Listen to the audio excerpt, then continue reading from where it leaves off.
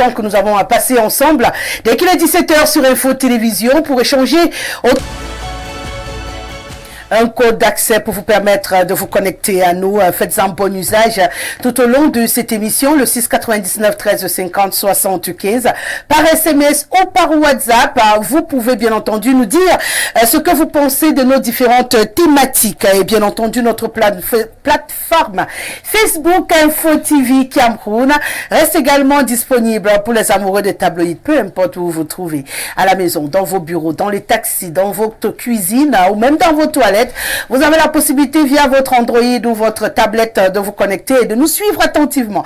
Donc ne vous en privez surtout pas et puis dites-nous ce que vous avez retenu et surtout ce que vous pensez à chaque fois qu'une thématique sera placée au devant de la scène ce soir. Une fois que je l'ai dit, bonsoir Simon Bila, très bonsoir. Élégant ce soir, oui, mon père bonsoir, à moi, c'est oui. Un bonheur de te retrouver. Oui, je viens du Nord Cameroun. Ah ben oui, c'est ce que je constate. Mon village est tout près du plateau de la Damawa. Et bonsoir tous ceux qui nous reçoivent chez eux. Ouais. Vous savez, c'est très intéressant que les Camerounais puissent se rencontrer. Nous serons peut-être 4, ouais. Mais des milliers qui nous suivent peuvent toujours intervenir. Bien sûr. C'est un carrefour du donner et du recevoir. Donc, nous donnons des avis, des fois personnels, des fois les avis d'un parti politique. Des fois, les avis de l'actualité, ce que pense la population, puisque moi j'habite au fin fond du quartier. Ouais. Alors, je suis...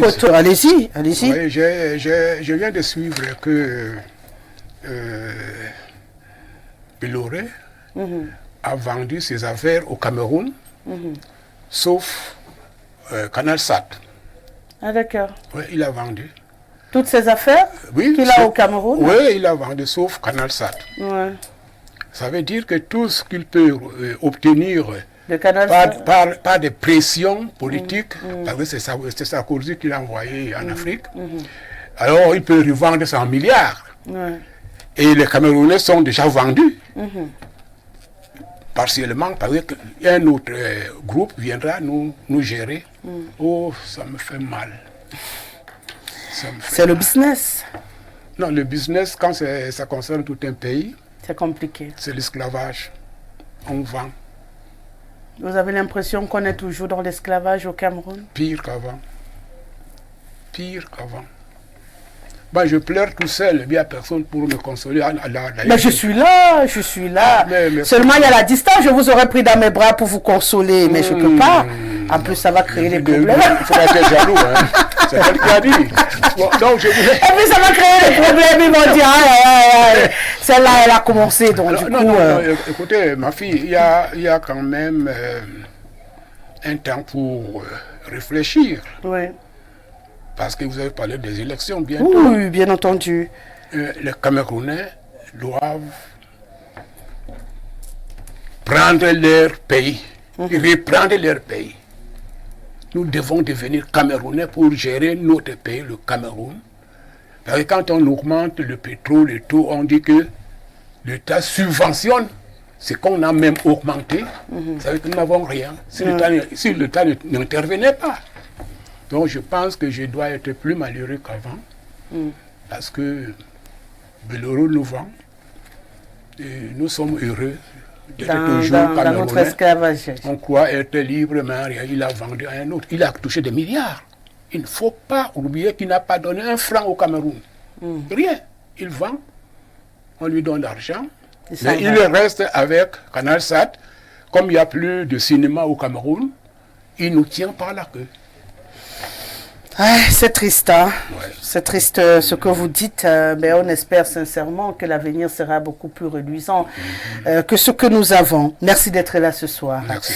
Allez, Thierry Ndjoussi, c'est la première avec moi dans le cadre de cette émission et c'est un bonheur de l'accueillir sur ce plateau. J'aime à le dire, sur les enfants de la maison. C'est comme ça qu'on les appelle ici, puisque lui, il est journaliste à Info Matin et qui dit le groupe La Météo dit Info Matin, dit la météo justement. Et puis il dit Info TV. Voilà, lui, il nous vient du côté de la presse écrite. Et il est journaliste à Info Matin, mais il est également président de l'Association des journalistes camerounais pour l'agriculture et le développement. Bienvenue Thierry. Bonjour ou bonsoir Rosalie.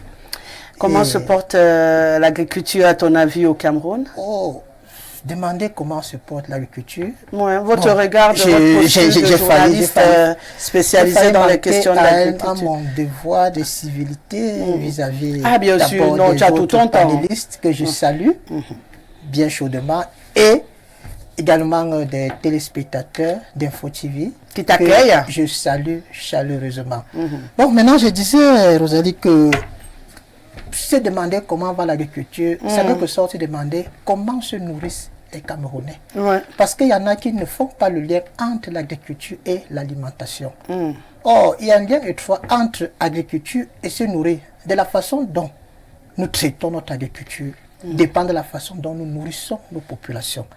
Maintenant, pour répondre à votre question, allons sur le marché, regardons le prix du riz, regardons le prix des denrées de grande et de première nécessité, je ne veux pas toutes les citer ici, et ensuite comparons-les au pouvoir d'achat des Camerounais. Et là, on aura la réponse à votre question. La vie est chère. Tout est cher. Comparé au pouvoir d'achat. Ça veut dire que l'agriculture ne se porte pas bien. Ça veut donc dire que l'agriculture ne se porte pas bien parce qu'elle ne remplit pas ses missions traditionnelles qui sont de nourrir les populations. Et je voudrais continuer. Tout à l'heure, le ministre Simon Bila a parlé de Bolloré. Il aurait tout vendu, sauf Canal Sat. C'est ce que le ministre a dit. Je voudrais juste faire une observation. Les gens ont tendance à oublier. Et quand je dis des gens, je parle de ceux qui nous dirigent. Ils ont tendance à oublier que les médias, c'est le quatrième pouvoir. Moi, j'aime souvent dire le contre-pouvoir. Voyez la balance et l'équilibre. Voyez, aujourd'hui en France, Bolloré a tout un empire médiatique. De la télévision à la presse écrite, en passant par l'édition. Aujourd'hui en France, c'est Bolloré qui fait l'opinion. Si vous voulez être président de France aujourd'hui, vous ne traitez pas avec Bolloré, alors vous risquez de rencontrer beaucoup d'obstacles sur votre chemin. En France, Bolloré fait et défait les hommes politiques. Il a C8, il a CNews, ça c'est la presse écrite, la télévision. Dans la presse écrite, il a des grands médias comme Paris Match. C'est Bolloré. Donc il consacre beaucoup de médias entre ses mains en France. Et aujourd'hui, en Afrique, avec le phénomène de télévision satellitaire, Bolloré contrôle indirectement l'opinion publique africaine. Parce qu'aujourd'hui, beaucoup de promoteurs télé aimeraient être vus à travers le monde. Et via Canal Sat. La fenêtre de vision, c'est le groupe de Bolloré.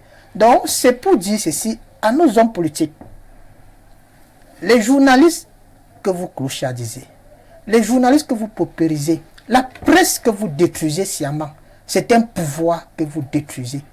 Parce que si vous voulez construire une nation forte... Dis plutôt un pouvoir positif. Si vous voulez construire une nation forte, ajouter un pouvoir positif. Un pouvoir positif. J'en conviens, monsieur le ministre. Mais il n'y a pas de presse forte sans journalistes forts. Bien sûr. Regardez combien on donne à la presse sous prétexte de l'aide publique. Déjà, je déteste ce mot. La communication privée. L'aide publique à la communication. Ce sont des broutilles. C'est d'un ridicule. Et ce n'est pas avec ça qu'on va construire une presse forte et par ricochet un Cameroun fort. Mais je ne sais pas ceux qui veulent, ils veulent construire en même temps une presse forte.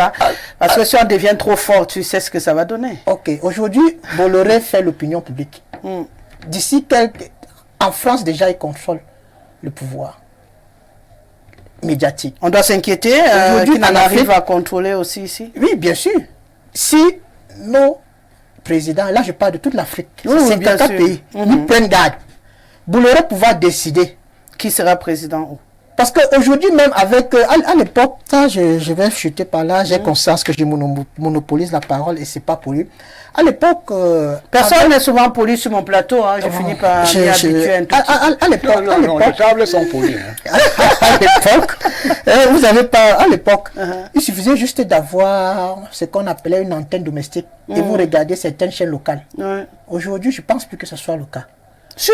Pour avoir accès, ne serait même à la chaîne publique. Si vous n'êtes pas sur Canal Sat, vous risquez de ne pas avoir accès à la chaîne publique. C'est même au quartier, on tombe même encore nos trucs. C'est juste que la qualité de l'image n'est pas bonne. N'est pas très bonne. Imaginez un bon matin que Bolloré décide donc que vous ne serez plus visible sur mon Canal Sat. Il y avait quoi avant? On va revenir à ce qu'il y avait avant. C'est tout. Malheureusement, Je pense que c'est la peur de recommencer qui dérange beaucoup de personnes. En tout cas, bienvenue Thierry Ndoussi. C'est la peur de recommencer. Il y a des gens qui se retrouvent en train d'accepter des choses incroyables parce qu'on a peur. Une fois qu'on nous a fait miroiter, c'est un truc arrivé à un niveau. Quand on te dit voici la condition, tu te dis non, si je dois aller recommencer, j'ai peur.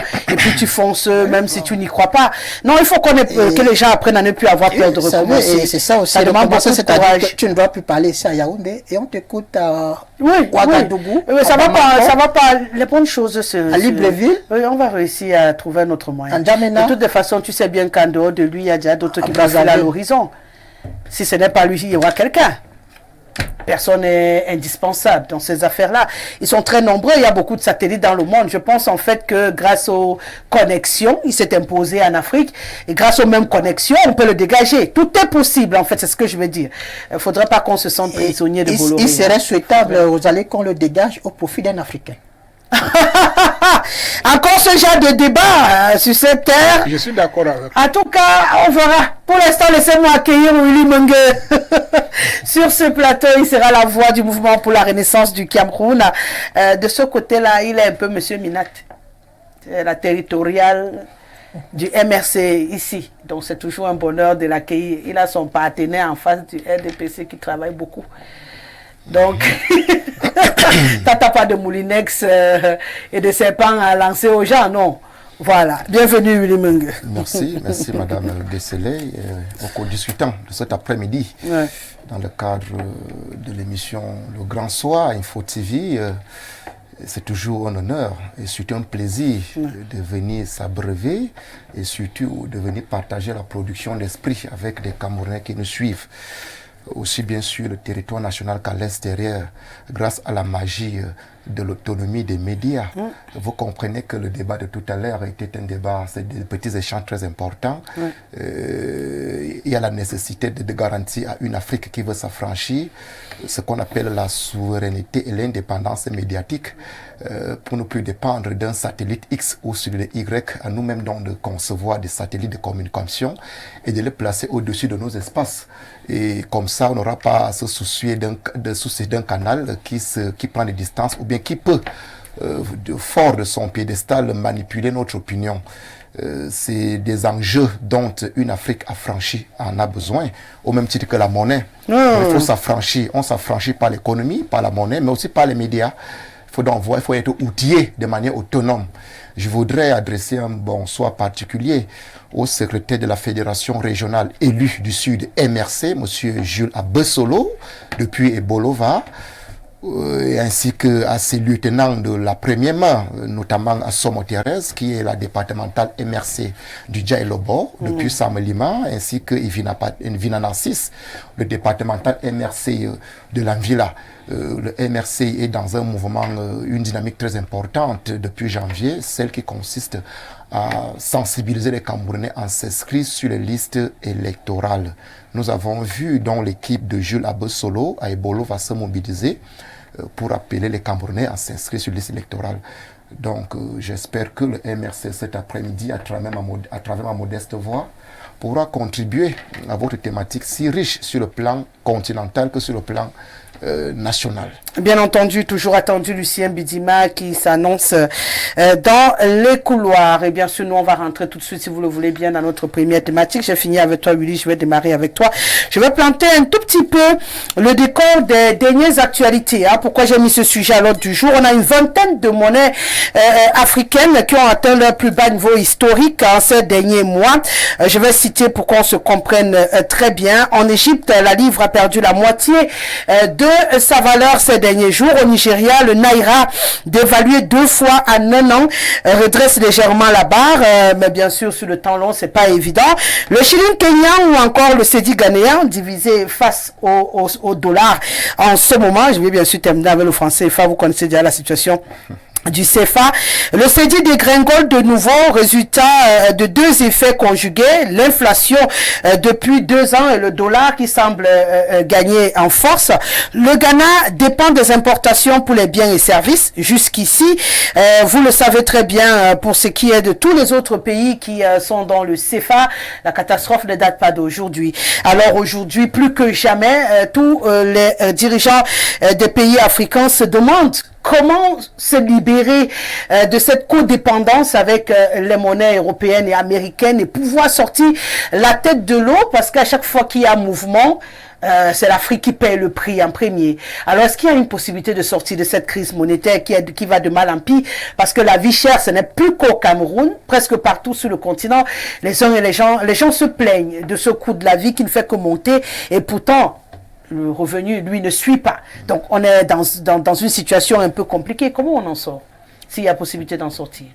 Bon, alors, il faut déjà, d'entrée de jeu, sur les questions dites monétaires, au niveau de l'Afrique, saluer le courage et, n'est-ce pas, la bonne décision de certains pays qui se sont rendus compte que aucun pays, aucune nation ne peut se développer alors que sa monnaie a une forte dépendance extérieure. Ouais. Ils ont donc eu à aménager un espace monétaire pour se doter de monnaies autonomes ou locales ou nationales. Vous avez convoqué là le Nigeria avec le Naira, vous avez convoqué l'Égypte avec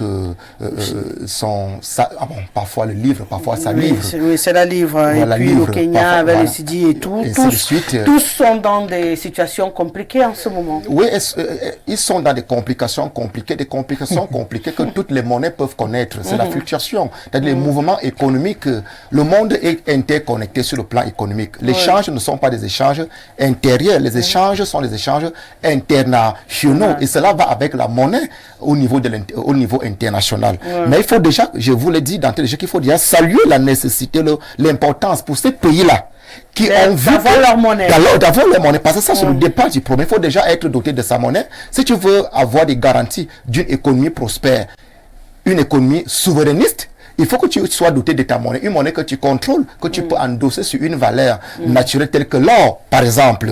Je prends cet exemple. On avait le Zimbabwe, était tout dernièrement, qui présentait sa monnaie également. Donc la nécessité d'être doté de monnaies locales ou sous-régionales est importante pour faire promouvoir les économies au niveau continental et international. Bon, maintenant, reste à les faire juguler.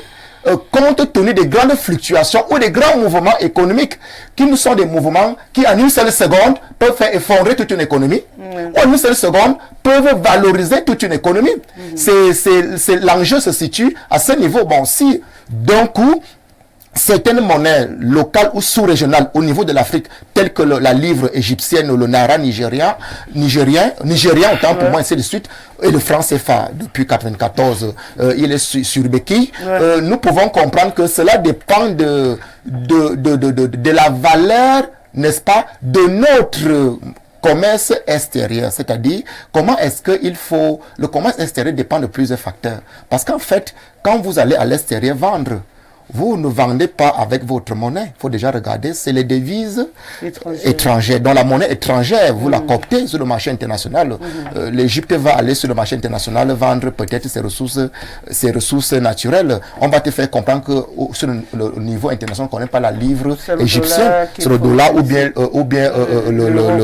l'euro ou bien le yuan chinois, qui sont des monnaies de réserve du FMI, du système monétaire international. Donc, il faut donc déjà regarder la valeur de nos ressources, naturelles qu'on exporte. Et puis là, le contexte économique. Est-ce que le combat ici ne serait pas pour les Africains d'imposer leur monnaie au niveau du FMI, comme vous le dites? Justement. Que désormais, on n'a plus besoin d'apposer à une autre monnaie pour calculer leurs devises. Les questions paritaires, les questions paritaires ou de convertibilité dépendent maintenant de la valeur à partir de laquelle vous endossez votre monnaie. Et c'est pour cela que l'Afrique doit convoquer les espaces communautaires, vous comprenez, pour avoir une force. Parce que c'est une affaire de rapport de force. Je veux prendre le cas du franc CFA. La zone franc nous avons au moins 14 ou 15 pays qui dépendent qui sont avec le franc CFA. Alors, malheureusement, c'est une monnaie dont la valeur va dépendre de notre pays, ainsi que sa régulation dans le système monétaire. Ça devient un gros problème. Alors, comment est-ce que les 14 ou 15 pays peuvent s'en sortir de manière à se doter d'une monnaie sous-régionale qui va rentrer dans un rapport de force sous-régional? Il s'agit de 14 pays ou 15 pays qui, avec leurs ressources naturelles, avec leurs réserves d'or, peuvent imposer la balai de leur monnaie sur le marché continental international. C'est là où le jeu commence à devenir intéressant. Et malheureusement, quand l'Égypte va, elle va en singleton. Le Nigeria va partir en singleton. Le Zimbabwe va partir en singleton. Le Kenya va partir en singleton. Cela convoque le sens du panafricanisme, c'est-à-dire la nécessité de faire à soi des espaces communautaires sur le plan économique et monétaire pour que l'Afrique soit découpée en sous-régions, soit alors d'un seul ensemble, plus, n'est-ce pas, être compétitive face aux autres. Face aux autres, l'Union européenne, c'est combien de pays? C'est pas moins de 27 pays, vous comprenez, non? Et c'est l'Union européenne qui, dans son ensemble, convoque l'euro. Quand on parle du dollar américain, les États-Unis, c'est quand même 51 pays. C'est 51, c'est un État autant pour moi. C'est un grand espace communautaire sur le plan économique. Donc, les États-Unis puisent dans leur pouvoir économique de base. Le yuan chinois, pourquoi le yuan chinois est devenu subitement une monnaie de réserve dans le système monétaire international? C'est la force économique de la Chine.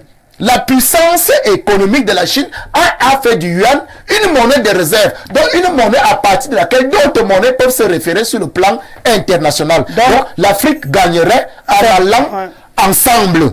Donc définir un espace... Une monnaie commune. Une monnaie commune qui n'est pas une monnaie nationale, mais commune vraiment. Ouais. Et la zone franc est mieux placée pour être un référentiel d'une monnaie commune, c'est-à-dire substituer le franc CFA à une monnaie sous-régionale qui va englober au moins 15 pays. D'accord. J'ai vu le ministre faire comme ça. Oh non, il y a le préalable. C'est facile à dire, les Africains doivent s'unir et tout et tout. Oui. Non. Écoutez, il y a la première des choses, il faut revoir la politique africaine. Les pays africains se sentent à l'aise dans le système néocolonial. Le néocolonial a organisé ces États qui doivent travailler en sa faveur. Premier point. Je pense que si nous devons commencer à réfléchir, il faut d'abord nationaliser tout ce qui nous appartient. Un pays qui ne peut pas contrôler ce qui est dans son pays, dans son sous-sol, c'est un pays mort-né.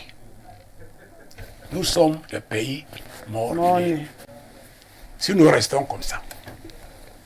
Donc il faut nationaliser. Je vous donne, j'ai des exemples qui me rendent un peu fou.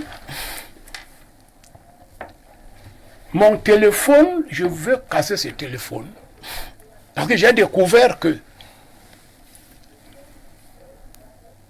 quand j'ai essayé de vérifier, mon pays ne contrôle même pas 3 millions de candidats.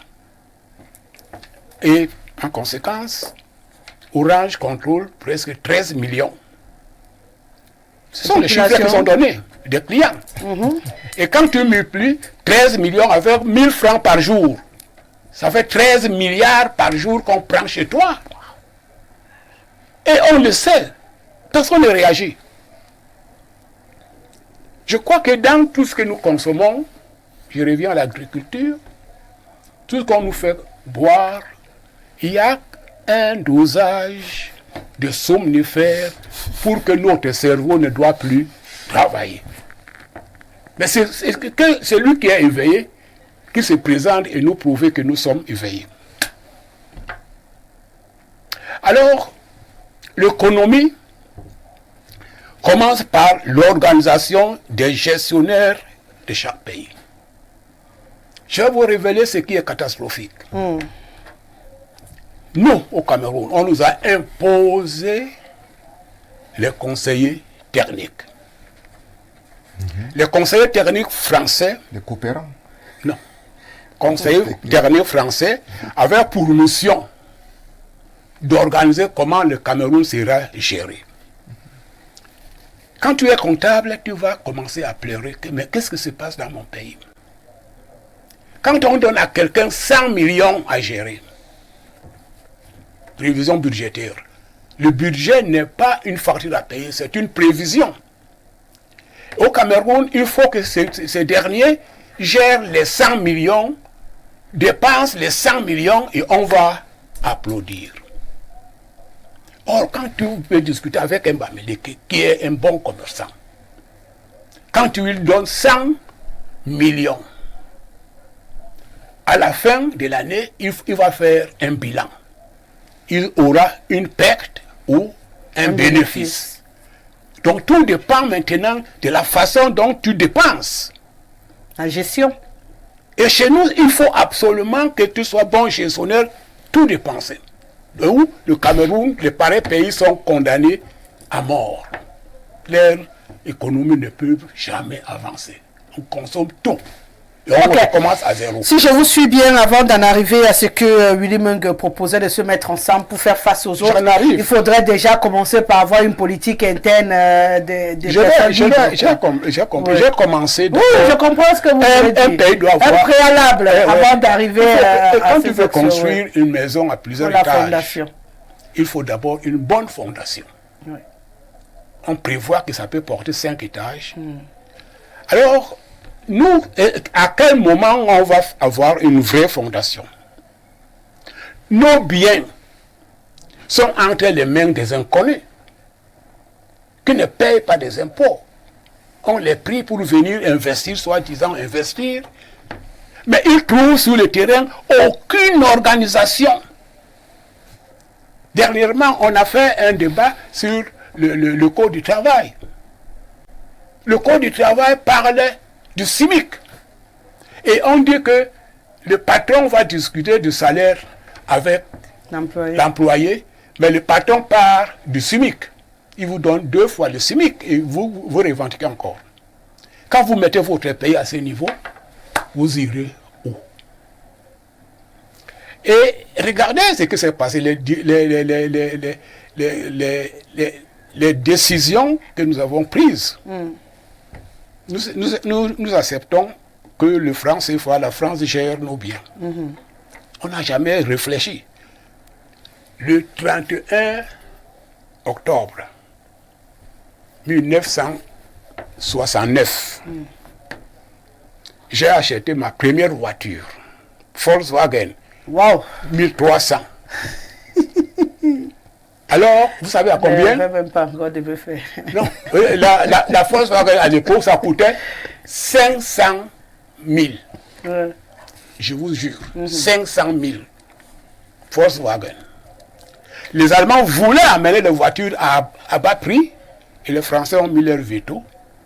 Quand les Français ont repris à vendre les Volkswagen, ils ont multiplié fois 10. Alors nous ne contrôlons rien. On fausse l'organisation interne, on fausse, la monnaie est dans la poche de l'autre, et les régimes qui sont là. C'est pourquoi je n'accuse jamais mon régime. J'ai souvent dit que mon propre président est presque le premier prisonnier entre les influences extérieures. Il ne peut pas. S'il n'est pas compris, il ne peut rien faire. Il doit être compris par qui? Par ceux qui devraient le comprendre, donc. Qui devrait le comprendre? Il a proposé quelque chose au départ. Projet de société. Rigueur et moralisation. Il a été forcé de changer le nom du UNC en RDPC. Et sur cette base, les ponts de l'UNC ont fait bloc pour empêcher sa nouvelle politique de moralisation. C'est comme ça, moi j'ai été homme politique à l'époque. C'est comme ça que c'est démarré.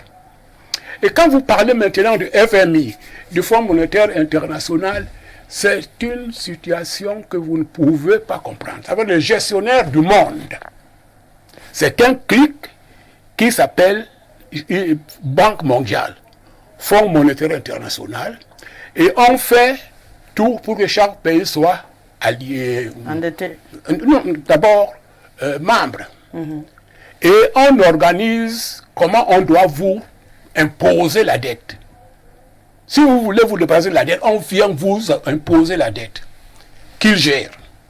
Résultat, on fait semblant que ça marche, qu'en réalité, rien ne reste chez vous. C'est d'abord pourquoi j'ai dit que pour commencer, il faut nationaliser ce qui est chez vous, que le Cameroun vient la chose camerounaise. Et avant de se rencontrer avec les avant autres, de se rencontrer, avant toute autre chose, le Cameroun doit devenir le Cameroun de tous les Camerounais. À partir de ce moment, vous pouvez réfléchir à comment se battre avec les autres. Thierry Ndjoussi, d'après ce qu'on a déjà retenu, Willy Mungue nous a entraîné directement dans une sorte de force commune pour affronter les autres forces qui s'imposent à nous, comme il le dit le ministre. Ils sont forts parce qu'ils sont également groupés. Ils ont une force avec l'euro, ils ont une force avec le dollar, donc du coup, ils nous imposent ce qu'ils veulent bien nous imposer, et vous appelez à une sorte d'indépendance de chaque pays en Afrique, et là on trouvera la force de se mettre ensemble pour faire face justement aux autres. Un processus qui semble apparemment compromis, comme lui-même encore il le dit, par la qualité des dirigeants que nous avons sur le continent africain, et notamment au Cameroun, comme il le dit. Effectivement, et il faut dire que la monnaie, c'est la vie. La vie d'une personne. Vous voyez la Bayam Salam qui est, pour ceux qui ne sont pas habitués au jargon camerounais, à l'argot camerounais, Bayam Salam, ça veut dire. Non, on dit Bayam partout, t'inquiète. Revendeur, revendeuse. Ouais. C'est gagne petit là. La monnaie, c'est leur vie. C'est la sueur de l'offrant.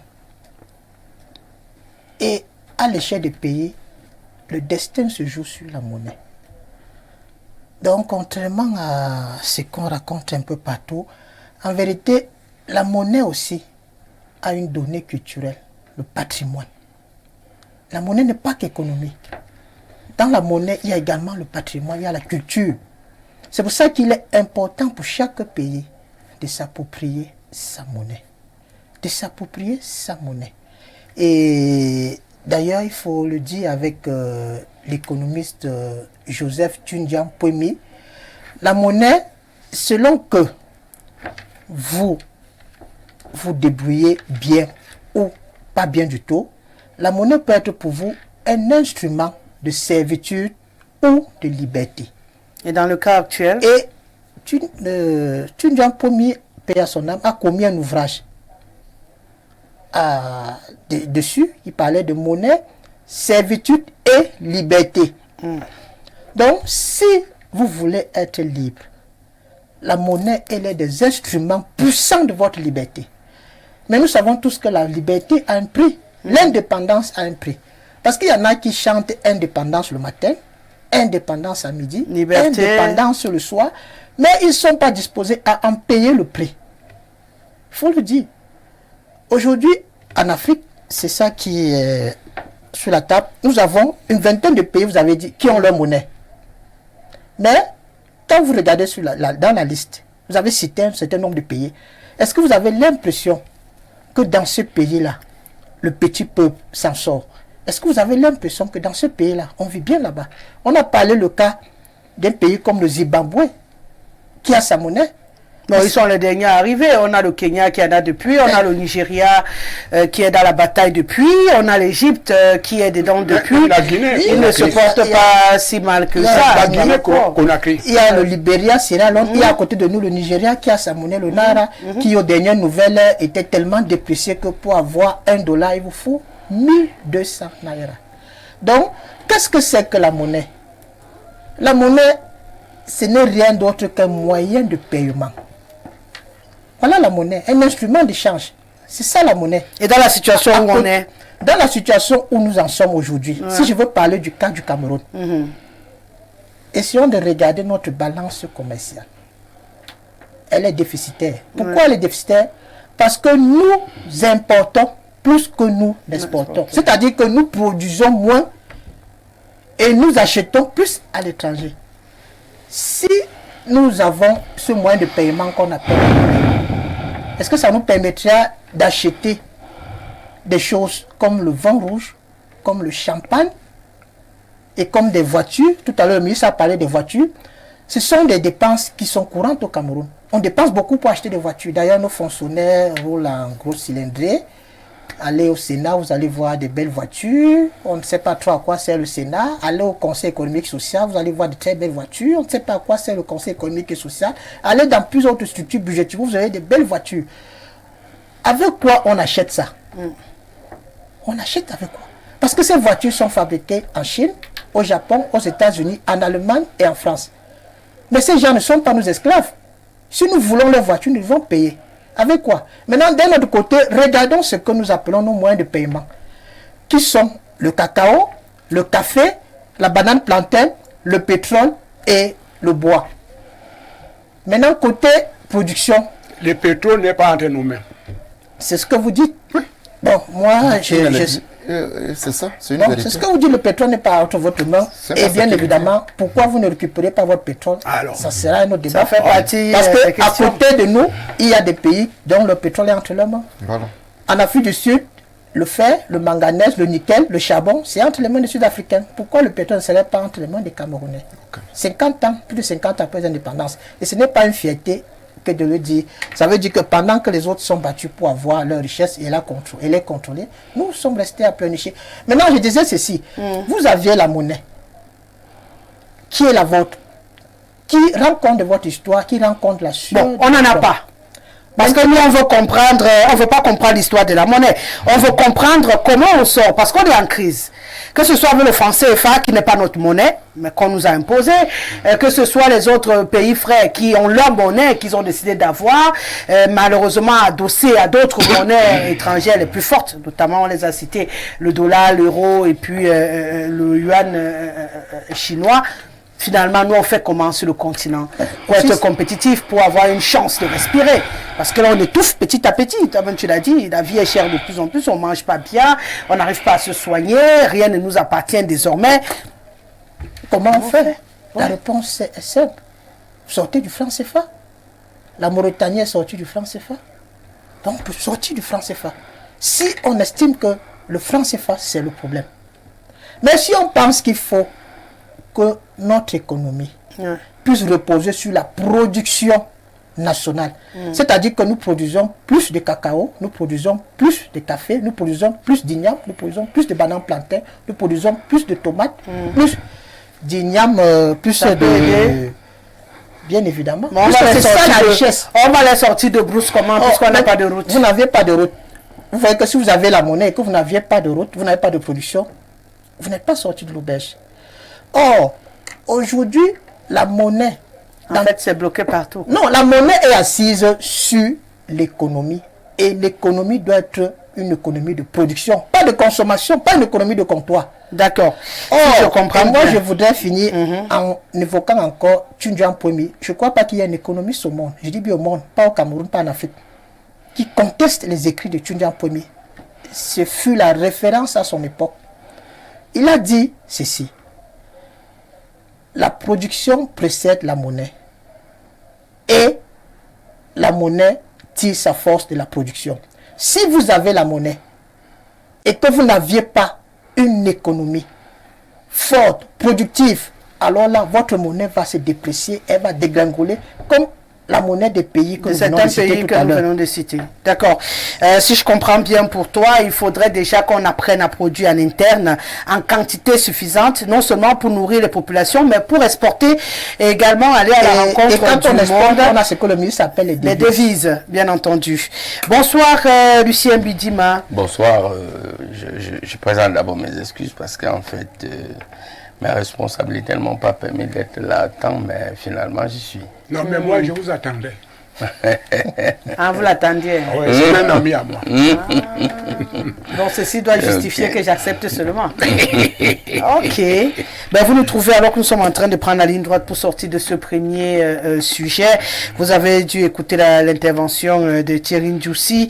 Les précédents intervenants ont pensé justement que le souci que l'Afrique a, c'est qu'on n'a pas les dirigeants qui sont prêts à véritablement nous libérer et qui sont des prisonniers des autres États plus forts qui sont de l'autre côté de la Méditerranée, qui dictent leurs lois.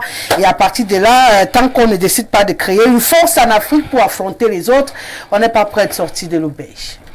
Donc la crise monétaire, elle va nous appuyer plus que ça. Moi, je crois que le problème de la monnaie, c'est depuis on a suivi ici ce que vous avez parlé de production, etc. Il faut être capable de poser un problématique. Est-ce que nous avons les capacités d'avoir notre monnaie et de soutenir notre monnaie? Parce que la monnaie n'est pas qu'un problème interne, c'est aussi un problème externe. Mais avant d'y aller, l'autre problématique qu'il faut poser aujourd'hui, que moi je m'avais posé avant même de penser créer l'autre monnaie, c'est que nous avons une monnaie. Et cette monnaie-là, nous avons fait la convention avec la France, où la France devait détenir un certain pourcentage par rapport à nos devises. Est-ce que l'un n'est pas venu pour négocier d'abord avec la France pour que tout ce que la France a reçu, a retenu, nous soit retourné, même à un certain pourcentage? C'est d'abord ça le problème.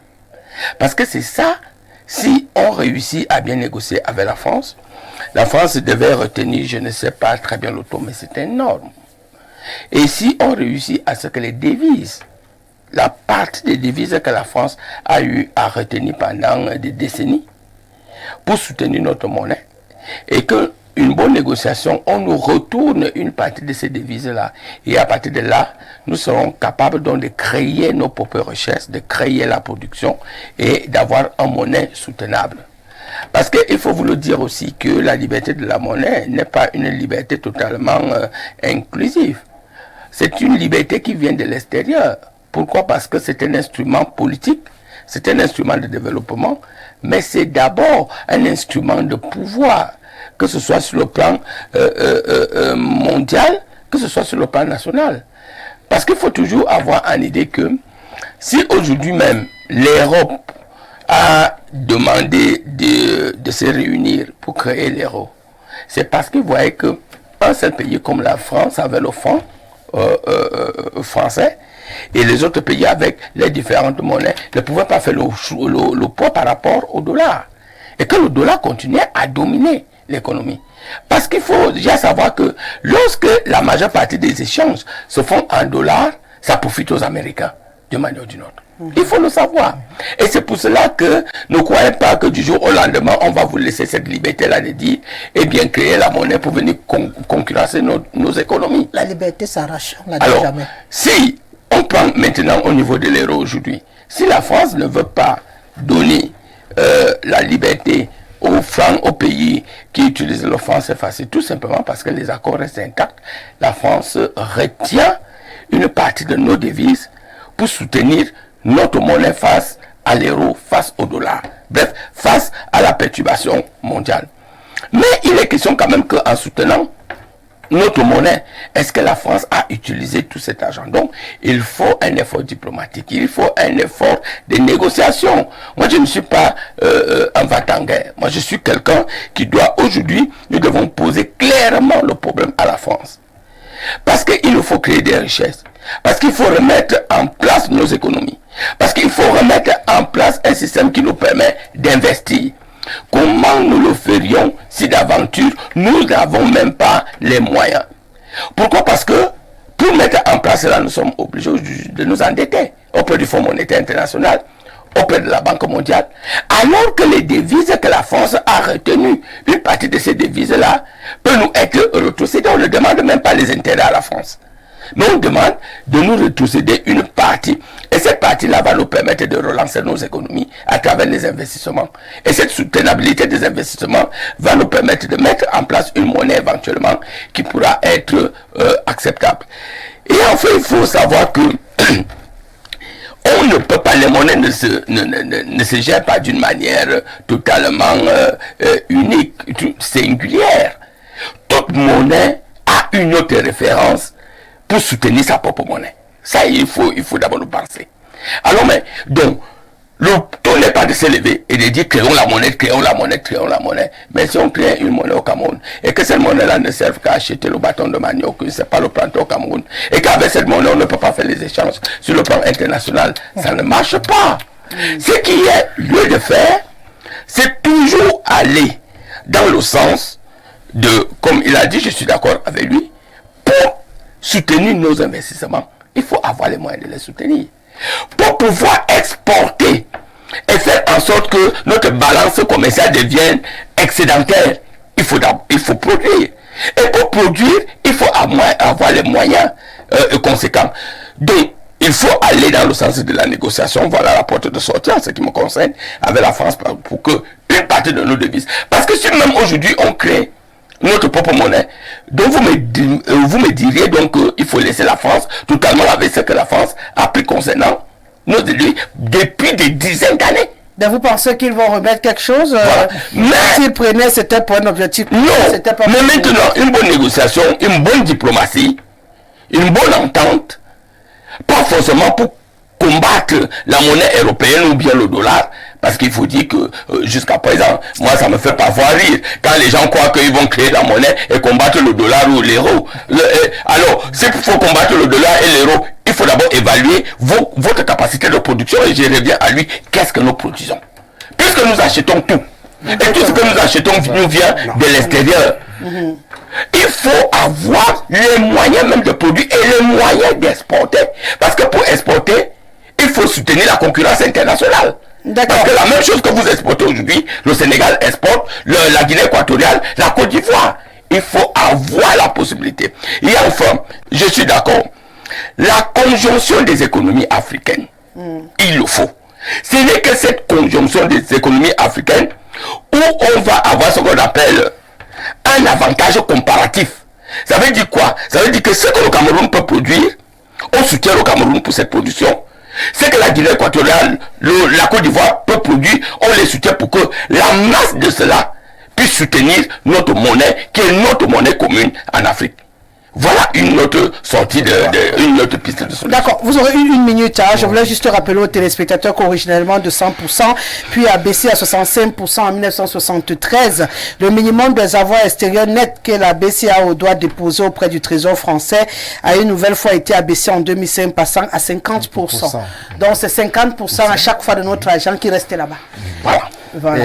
Vraiment une minute. Oui, ça dit, c'est très important pour qu'on sorte de ce sujet de retenir des éléments clés qui ont été convoqués par les uns et les autres, notamment la fameuse pensée coloniale qui est détaillée peut-être par Lucien Bidima pour vous faire comprendre qu'il faut aller négocier avec la France pour vous prenez ça comme... Non, c'est un mot peut-être qui n'aurait pas dû employer. Bon, peut-être que c'est la réalité, mais qu'on ne doit pas peut-être laisser entrevoir. Sauf que c'est la réalité. C'est-à-dire comment aller négocier votre propriété qui est retenue. Votre propre argent qui est retenu quelque part. Entre les mains d'une autre puissance. C'est là le problème des accords de 1945 qui encadrent le franc des colonies françaises en Afrique, c'est-à-dire le franc CFA. Les 50% qui sont retenus au niveau du commerce extérieur. Vous vendez votre bois, votre or, votre diamant. 50% restent 50% sont retenus par l'État français et dans le trésor français. Pendant ce temps, quand vous rentrez avec votre recette de 50%, votre trésorerie souffre, elle est asséchée. Vous avez besoin de structurer votre économie, de payer même des paiements courants. Mais la France vous impose une retenue de 50% au nom de la fixité ou de la convertibilité ou la garantie, ainsi de suite. C'est pour comprendre que il y a la nécessité de sortir des liens de dépendance parce que la pensée coloniale a été ici évoquée par l'ancien ministre monsieur Simon Bila, la pensée coloniale. Et c'est là où nous devons interroger la capacité de ceux qui gèrent nos États. Vous comprenez? Parce qu'il faut interroger la valeur intrinsèque et la valeur patriotique de ceux qui gèrent nos États. Je vais prendre le cas du Cameroun. 41 ans de pouvoir, 42 ans de pouvoir. Quels sont les efforts que M. Biya, au niveau du Cameroun, a eu à entreprendre pour que les liens de dépendance que le Cameroun a vis-à-vis de la France soit jusqu'à aujourd'hui, je vous en prie, jusqu'à aujourd'hui, on peut quand même se permettre de comprendre que, bon, si on a un chef d'État à la tête et qui vient avec un projet, n'est-ce pas, notamment de libérer son pays de ses liens de dépendance, on aurait dû avoir le sentiment et les faits concrets. Donc, nous avons un problème interne. Il faut que la plupart des pays africains qui veulent vraiment un affranchissement, donc couper les liens de dépendance économique et monétaire, voire sociologique, et tout autre lien de dépendance avec la France et d'autres entités, puissent avoir aller au sommet de leur pays des chefs d'État qui sont porteurs des projets souverainistes. D'accord. Les projets souverainistes, et cela ne ressemble pas, s'il vous plaît, madame, à l'attitude ou à la dynamique dans laquelle s'est inscrit M. Biya, qui est allé rendre compte à la France. Ça veut dire qu'il faut éviter d'être des États dépendants. Il faut éviter d'avoir des présidents par procuration. Un président par procuration est celui qui définit sa politique intérieure selon le bon vouloir d'une puissance extérieure. C'est ce qu'il faut éviter. Et l'Afrique aujourd'hui est justement dans une dynamique de grande mutation où nous voulons des présidents qui ont une légitimité, qui rendent compte au peuple et non à des puissances extérieures. Ouais. Nous en avons besoin. D'accord, monsieur le ministre, prenez votre minute. Vous voulez réagir une minute fois 5, ça serait mieux. Non, fois 2. Non, fois 2. Parce qu'il faut qu'on avance. D'accord. Moi, c'est ce que j'ai dit, qu'il faut nationaliser notre pays, que le pays soit entre les mains des Camerounais. Voilà. C'est ce que ce sont des réponses. Ce que mon ami là a dit, allez négocier avec celui qui vous a rendu esclave, celui qui vous a colonisé et celui qui vous tient en système de néocolonial. Vous allez négocier comment? Il veut dire, par exemple, de sortir avec douceur, parce que la violence...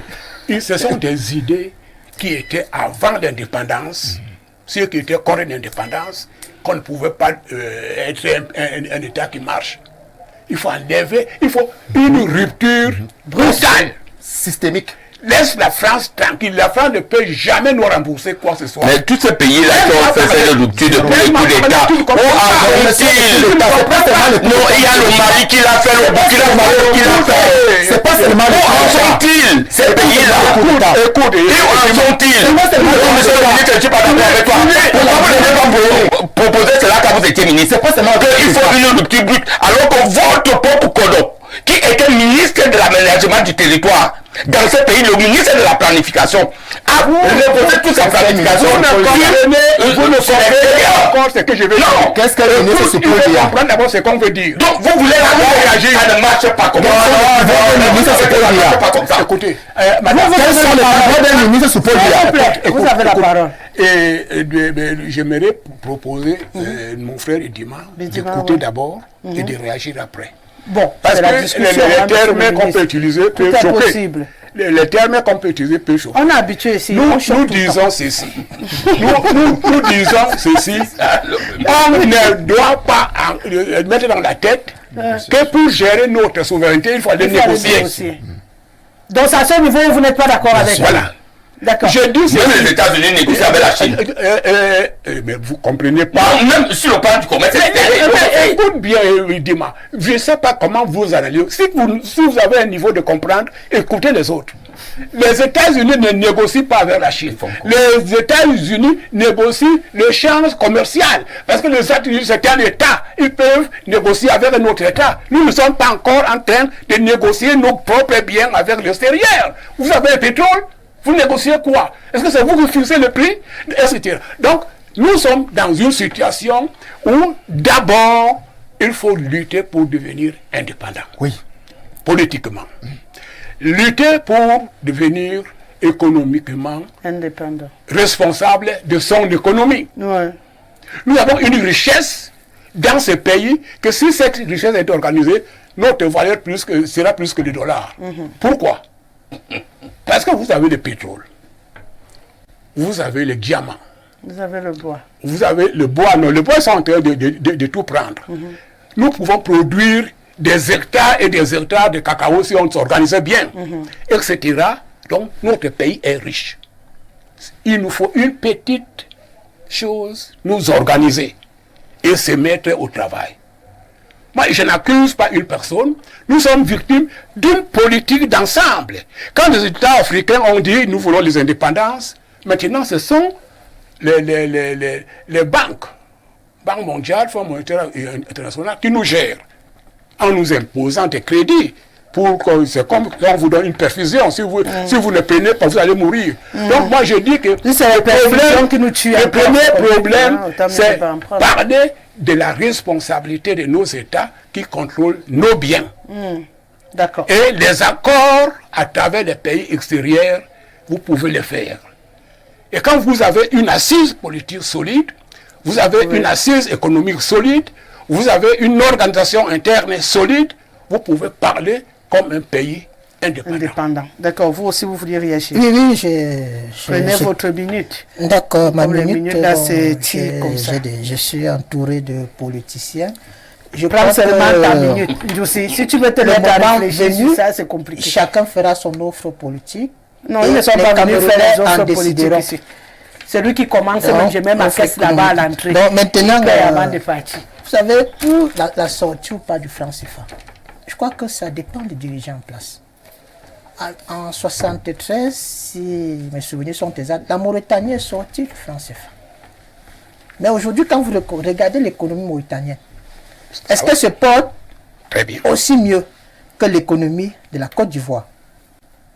Non. C'est l'Afrique de l'Ouest. La Côte d'Ivoire est le moteur économique de l'Afrique de l'Ouest continentale. C'est-à-dire quand vous enlevez le Nigeria, le barreau économique là-bas, pour parler comme quartier, c'est la Côte d'Ivoire qui utilise le franc CFA. Et je voudrais également rappeler ce proverbe chinois. Peu importe la couleur du chat, ce qui compte, c'est qu'il attrape. Je peux vous aider un peu. Je peux vous aider un peu. Monsieur le ministre, je n'ai qu'une seule minute. Non, je ne vais pas allonger, monsieur le ministre. Minute, monsieur le ministre. Je ne vais pas allonger. Donne-moi 15 secondes. Oui, je vous donne 15 secondes. La Côte d'Ivoire, j'étais en Côte d'Ivoire. Je vous assure, les taxis sont gérés par les Français. Taxis. Et la production du cacao, tu entends la parler, c'est entre les mains des expatriés, peut-être à 60 ou 70%. Continuez. Bon, et moi, ce que je voulais ajouter, c'est que le franc CFA n'est pas le même. Ah oui? C'est bizarre. Il y a deux francs CFA, oui. Non, vous avez déjà pris 15 secondes. Je crois qu'il m'a resté beaucoup. Merci. Il y a deux zones CFA en Afrique. Qui ne sont pas gérées de la même manière. En Afrique centrale. Bon, ça fait 13 pays qui utilisent le franc CFA. Ces 13 pays ont une histoire avec la France. Elle est coloniale. Elle est sous tutelle de l'ONU, comme c'est le cas du Cameroun. Et il y a deux pays qui n'ont aucun lien colonial avec la France, mais qui utilisent le franc CFA. Il s'agit de la Guinée équatoriale et de la Guinée-Bissau. Comme pour dire. Quand la Mauritanie est sortie en 1973, la Guinée équatoriale a rejoint le franc CFA en 1985. Donc, c'est chacun qui sait comment il fera que son chat attrape la souris. Ce n'est pas la couleur du chat qui compte. Il en est de même de l'économie. Et maintenant, pour ce qui est du compte d'opération, les 65%, 50% qui restent en France. En vérité, en économie, c'est le compte d'opération. C'est-à-dire quoi? On ne peut pas vivre en autarcie.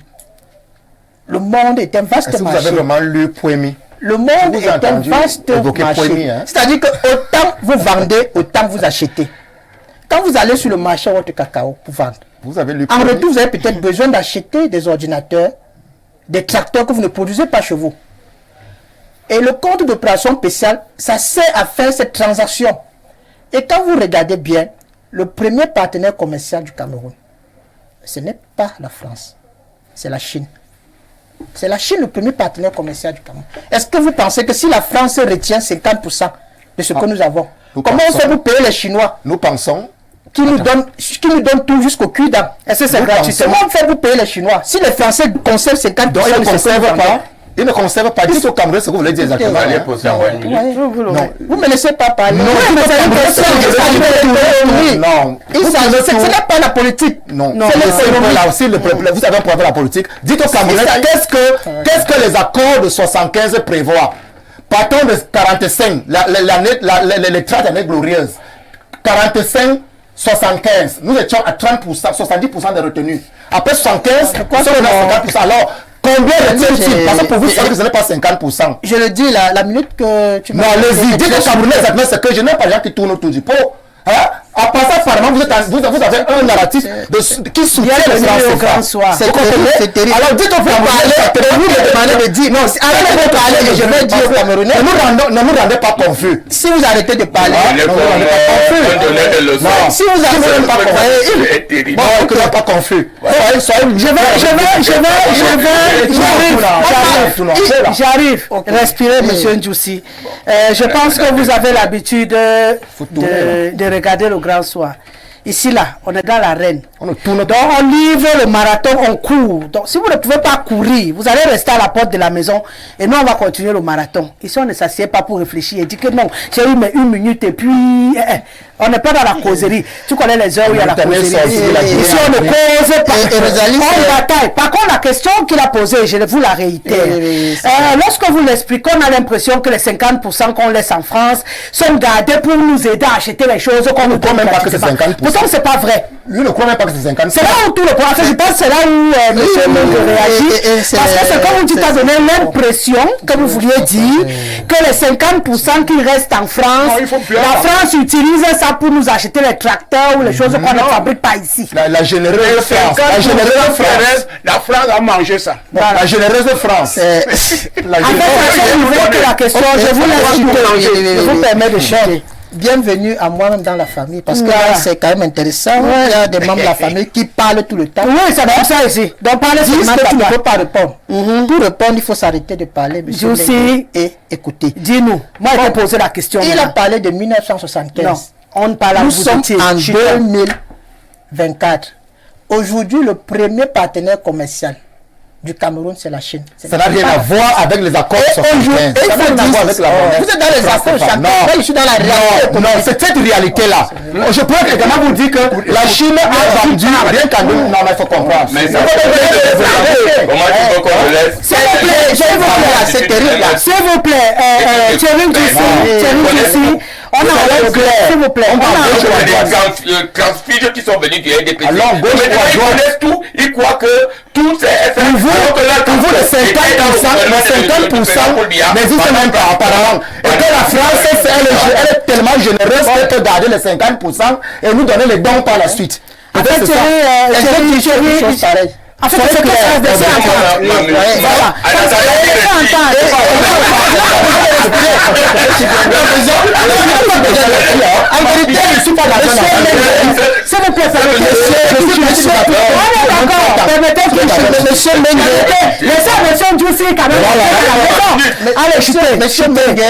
Chutez, monsieur Ndjoussi. Il y a beaucoup de respect. On ne respecte pas les gens de sa compréhension.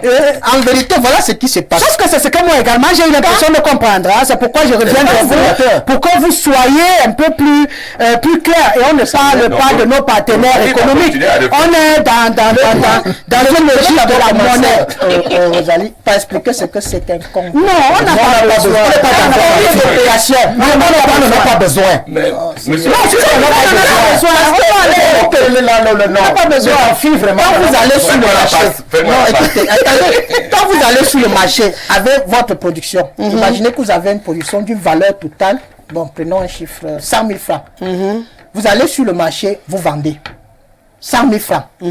Maintenant, vous prenez 50% de 100 000, c'est-à-dire 50 000. Vous rentrez chez vous. Vous savez, cet argent que vous faites tourner votre machine, c'est-à-dire payer vos fonctionnaires. Et vous laissez 50 000 en France. Non, vous ne laissez pas 50 000 en face. Vous laissez les 50 000 qui restent. Attendez qu'il nous dise comment il entend le dernier 50 000. Les 50 000 qui partent au pays, c'est pour payer les fonctionnaires et entretenir. Et les autres 50 000. Les autres 50 000 francs là, ça sert à acheter le vin rouge, le champagne, puisque c'est avec ça que nous achetons ces choses-là. Non, c'est avec ça que nous achetons ces choses. Carrément, c'est de l'économie. Non, l'économie là, nous tous on connaît. Carrément erroné. Monsieur Bidima, vous avez votre minute. Vous avez votre minute. Pour vous, en fait, c'est ce qu'il disait, vraiment, on l'avait bien compris. Je voudrais dire, et ça ne peut échapper à personne, que quel que soit ce que nous faisons, le président de la République a toujours été dans l'apaisement, la négociation et la transparence. D'accord. C'est le seul chef d'État jusqu'à présent qui n'a pas renouvelé les accords avec la France. Ça aussi, je le parle sous le contrôle du ministre. Mais il n'a pas eu besoin de faire le tapage sur ça. Même ces accords dont vous parlez ne sont pas renouvelés parce que leur échéancier était dernièrement. Écoutez, c'est le seul qui a dit à Macron, j'ai signé. Oui. Avec la Russie. J'ai dit, quand vous avez affaire à quelqu'un d'une grande lucidité qui connaît très bien la France. Parce que il faut aussi savoir, Rosalie, qu'au même moment, il faut protéger son peuple, son État. Parce que la vie est une évaluation Surtout de force. face à un mari que tu connais depuis, quoi. Oui, la vie est une évaluation de force au quotidien. Le président Paul Biya n'est pas en va-t-en-guerre. Sinon, on aurait pu faire la guerre avec le Nigeria. Vous étiez aux affaires. Sinon, on aurait pu faire la guerre avec la Guinée équatoriale, qui du jour au lendemain, un petit pays qui n'a même pas la population de Mokolo, se lève et commence à expulser les Camerounais. Il vous expulse tous les jours. Oui. C'est pas seulement le jour. Si on veut envahir la Guinée équatoriale, je crois que ça ne nous prend pas 48 heures. C'est ce que vous dites. Mais le président Paul Biya est dans la tempérance. Parce que, jusqu'à présent, est-ce que vous savez que nos produits miniers, tels que vous êtes en train de dire, le fer, et tout ce que vous dites là, ça n'a jamais été exporté en tant que tel. Nous les gardons plus ou moins intacts. Et je parle encore sur le contrôle du ministre. Ça alors? Et pourquoi? Parce que, d'une manière ou d'une autre, quand vous êtes un chef d'État, on ne se soucie pas que de sa propre génération. On se situe dans la génération future. Alors, mais j'ai dit, si elle doit revenir au niveau de l'argent. Sortir, ouais. Je vais vous dire quelque chose. Si elle vous doit de l'argent, moi, Lucien Midima, et que j'ai tous les amis policiers de Yaoundé, tous les amis gendarmes, si vous venez me porter plainte, je peux même vous mettre en prison. Mais si vous passez par une négociation certaine, je peux vous retrocéder une partie, ou totalement. Parce que, il l'a dit, malheureusement, il a été piétiné par le monsieur. Vous savez que le MLC, c'est vraiment c'est de la magie, c'est quelque chose d'incroyable. Je ne sais pas ce qu'il boit, vous, c'est la drogue, etc.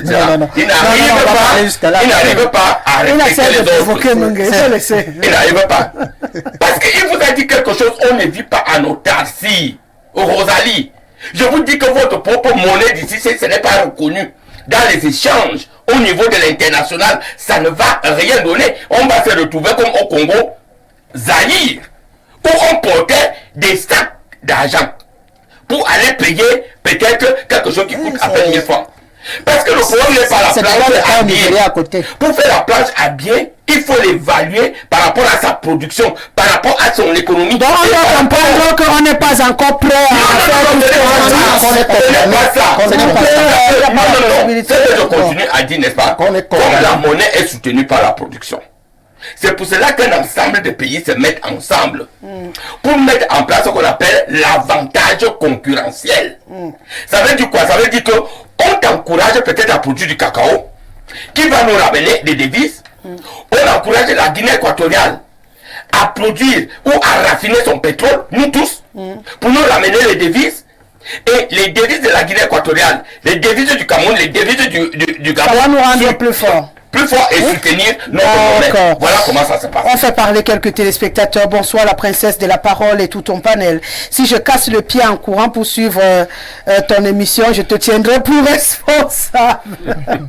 Le grand soeur est devenu le Thomassi de tous les Camerounais. Ton courage, bon courage pour ce travail d'éveil des populations. Tous vos thèmes sont des bestes. Un salut de majesté à votre PDG pour sa vision. C'est Ken Jacques qui nous écrit depuis Douala 4e du côté de la cité économique. La Russie et l'Iran n'utilisent pas le franc CFA, mais leurs avoirs ont été bloqués en Occident suite à l'embargo. Rosalie, j'aime quand ce genre de raisonnement sort de la bouche d'un partisan du régime. Quand il dit nous produisons quoi? Mais pendant tant d'années de pouvoir, M. Bidima pose la question à savoir que produit le Cameroun. Armand depuis Marois Salak qui nous écrit: bonsoir Madame Rosalie, je suis perdu. Monsieur Mbila Sapa, il oublie que lui Mbila était aux affaires dans ce pays. Lui, Monsieur Mbila avait fait quoi? Il se justifie. Avant qu'il soit ministre, il a été député de la nation. En aucun jour, il n'avait murmuré dans l'hémicycle. Mboa Paul depuis Minka. Atangana de Mokolo réagit. Bonsoir le plateau, le copanéliste en chapeau noir. Voilà, c'est Thierry Ndjoussi. Ne fait qu'une seule chose, instaurer la paix de la liberté. Atangana depuis Mokolo qui nous écrit. Bonsoir à vous. Pour se libérer, c'est se libérer des vieux présidents, commençant par celui du Cameroun. C'est Émile qui nous le dit. Rosalie dit, bonsoir Rosalie, à ton riche panel. Rosalie, ma petite sœur, tu poses un problème assez délicat. Pour moi, la monnaie est une forme de dépendance économique. Il faut travailler à développer et à produire des richesses qui peuvent booster sa consommation. Donc, pas monnaie pour monnaie. Pour aller au marché de la concurrence, d'ailleurs, le président Paul Biya a pensé en filigrane, d'où la mise en place d'un certain nombre de grands chantiers pour d'abord soutenir la croissance et aller vers le développement. Les Européens tiennent encore solidement les accords coloniaux qui nous empêchent de nous autogérer. C'est un sujet délicat, comme je l'ai dit, parce que la France ne nous laissera pas oser. Bonne émission à vous. C'est l'Africain du Mbam. Rosalie dit à Meng de permettre aux autres de parler sur le plateau. D'accord. Autre réaction, bonsoir Rosalie. S'il te plaît, dites à Simon Bila qu'il a intérêt à laisser, car je n'aime pas voir ce monsieur dire que et penser que c'est lui qui était monté au créneau pour dire en son temps que l'employeur doit négocier. Je pense que cette affaire a été expliquée lors d'un face-à-face. Vous n'avez pas eu l'occasion d'écouter et c'est dommage. Je pense qu'il faut peut-être repasser encore cette émission pour que d'autres comprennent ce que vous avez expliqué terre à terre. C'est un malentendu que beaucoup de Camerounais ont gardé dans l'esprit et c'est clair que ça va vous suivre, hein, monsieur le ministre. Bonsoir Rosalie et à tout ton panel. Pour sortir de la crise monétaire, il faudrait d'abord que chaque pays africain en son sein devrait avoir en son sein sa propre monnaie indépendante pour soutenir nos investissements. Ensuite, ça ne suffit pas. Il faudrait ensuite une monnaie à long terme avec les autres pays africains, comme à l'exemple de l'Union européenne. Ça nous permettra d'être compétitifs à l'international. C'est ce que Dieudonné Essomba a appelé la monnaie binaire. Laissons ce que la France nous doit là-bas. Zéro négociation n'est possible. L'Afrique doit s'unir. Paul de Garoua. Lucien Bidima est un chantre de la pensée coloniale. Et ça, c'est un sérieux problème. Waouh, monsieur Thierry Ndjoussi. Si monsieur Poemi vous écoutez, il allait s'élever de sa tombe. Vous êtes aux antipodes de sa vision économique. Autre réaction, bonsoir le plateau. Pour sortir de la crise monétaire, l'Afrique a besoin tout d'abord des dirigeants qui tiennent leur pouvoir, d'un peuple qui se reconnaît en eux. Car en ce moment, la plupart des dirigeants africains sont certes à la tête de nos États sans légitimité populaire. C'est le cas du président Paul Biya. C'est El Hadj Maïriga Ibrahim qui nous écrit ce soir. Bon, quand vous m'envoyez des PDF que je dois apprendre les faux dedans, je ne sais pas ce que j'ai. Il y a eu les élections. Bonsoir Rosalie, à tout ton panel. Une des voies de sortie est d'utiliser deux monnaies. Une interne pour nos activités propres et la deuxième pour les échanges extérieurs, pour copier le même système que les Européens utilisent pour nous asservir. Jaurès de Mimboman. Bonsoir très cher et membre du panel. Ruben Oumiobe avait vu juste. Il fallait unir tous les Camerounais avant de donner l'indépendance. Ça nous aurait permis de nous voir en peuple et non en population tribalistiquement divisée. Étant donc un indivisible, nous aurions donc commencé à voir dans la même direction, même sur le plan monétaire. Sian Atiboum, enseignant de lycée technique. On va au Gabon. Bonsoir le plateau. Vous croyez que c'est à cause de la monnaie que certains États africains ne se développent pas? Nous devons combattre la corruption. Quand une Coupe d'Afrique est organisée à plus de 3 000 milliards et avec des chantiers inachevés, c'est à cause de la monnaie. Un pays où tout un gouvernement est en prison pour détournement, c'est à cause de la monnaie. Cherchez la raison ailleurs. Monsieur Mung, je suis de près les activités de votre parti, mais vous ne mentionnez nulle part que la monnaie est responsable de l'état de délabrement qui se trouve dans votre pays. Hubert depuis Port-Gentil au Gabon. Bonsoir, la reine du 17h. Parler de la monnaie, c'est ignorer l'origine de la monnaie qui crée la monnaie là.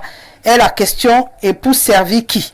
C'est un outil au service des Occidentaux, c'est ça la réponse. Donc si l'Afrique souffre seule, c'est la faute à ces pays qui continuent à servir les Africains. Pourquoi l'euro ou le dollar sont-ils plus stables que nos monnaies africaines, qui ne sont même pas des devises, ainsi n'achètent rien à l'extérieur. Les BRICS ont la seule issue de sortie, passant par la victoire de la Russie sur l'Ukraine. Que dit l'OTAN? La sortie est certaine et très proche. C'est Franck qui nous le dit.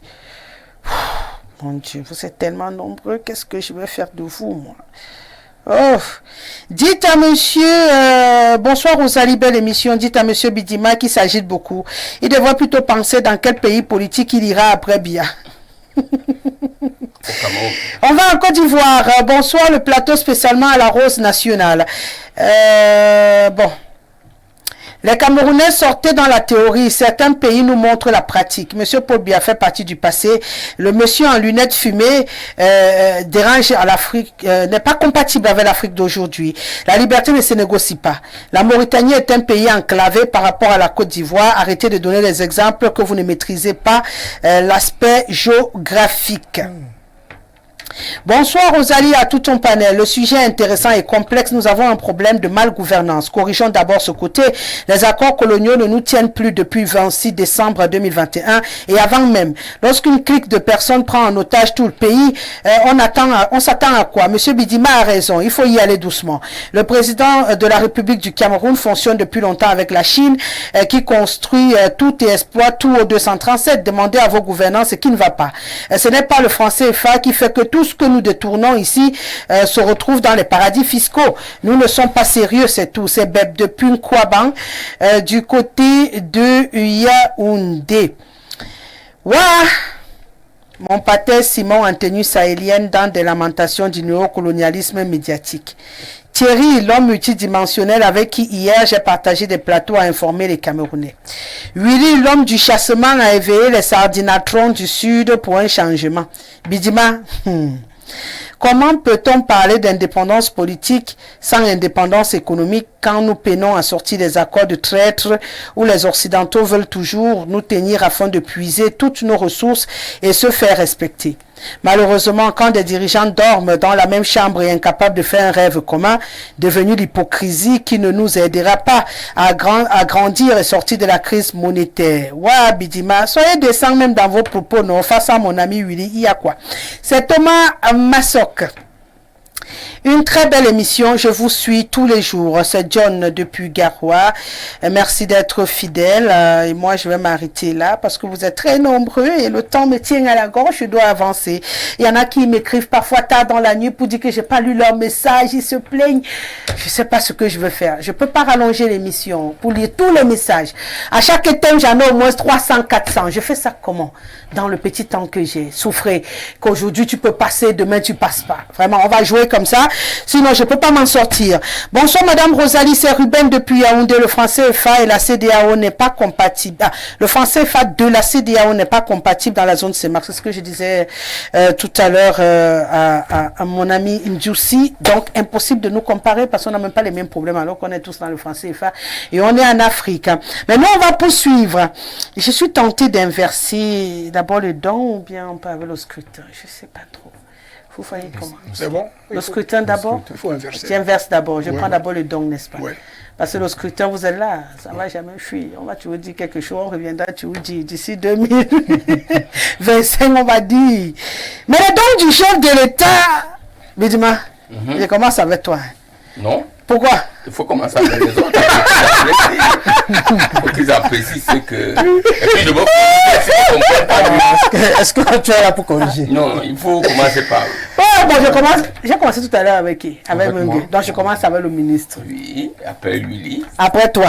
Je peux parler comme ça. C'est comment tu vas déjà faire la modération. Non, c'est Dieu aussi qui va finir. Je n'ai pas fini le débat. Non, tu vas revenir. Il n'y a pas de respect. Respect. Comment? C'est qu'on ne comprend. Moi, j'ai pas voulu commencer qui nous explique. C'est que nous, on ne comprend pas. Tu devrais planter le décor. Comme ça, on peut comprendre mieux. C'est à toi de t'expliquer. Eux, ils doivent d'abord me dire leur compréhension qu'ils ont de l'affaire. Après que je corrige. C'est à toi de mieux mettre d'accord. Bidima, non, monsieur Bidima, c'est moi qui j'ai mon approche. Oui. Maintenant, tu vas venir changer mon approche. Non. Voilà. Mon approche dit que vous êtes plus impliqués et plus implantés que nous.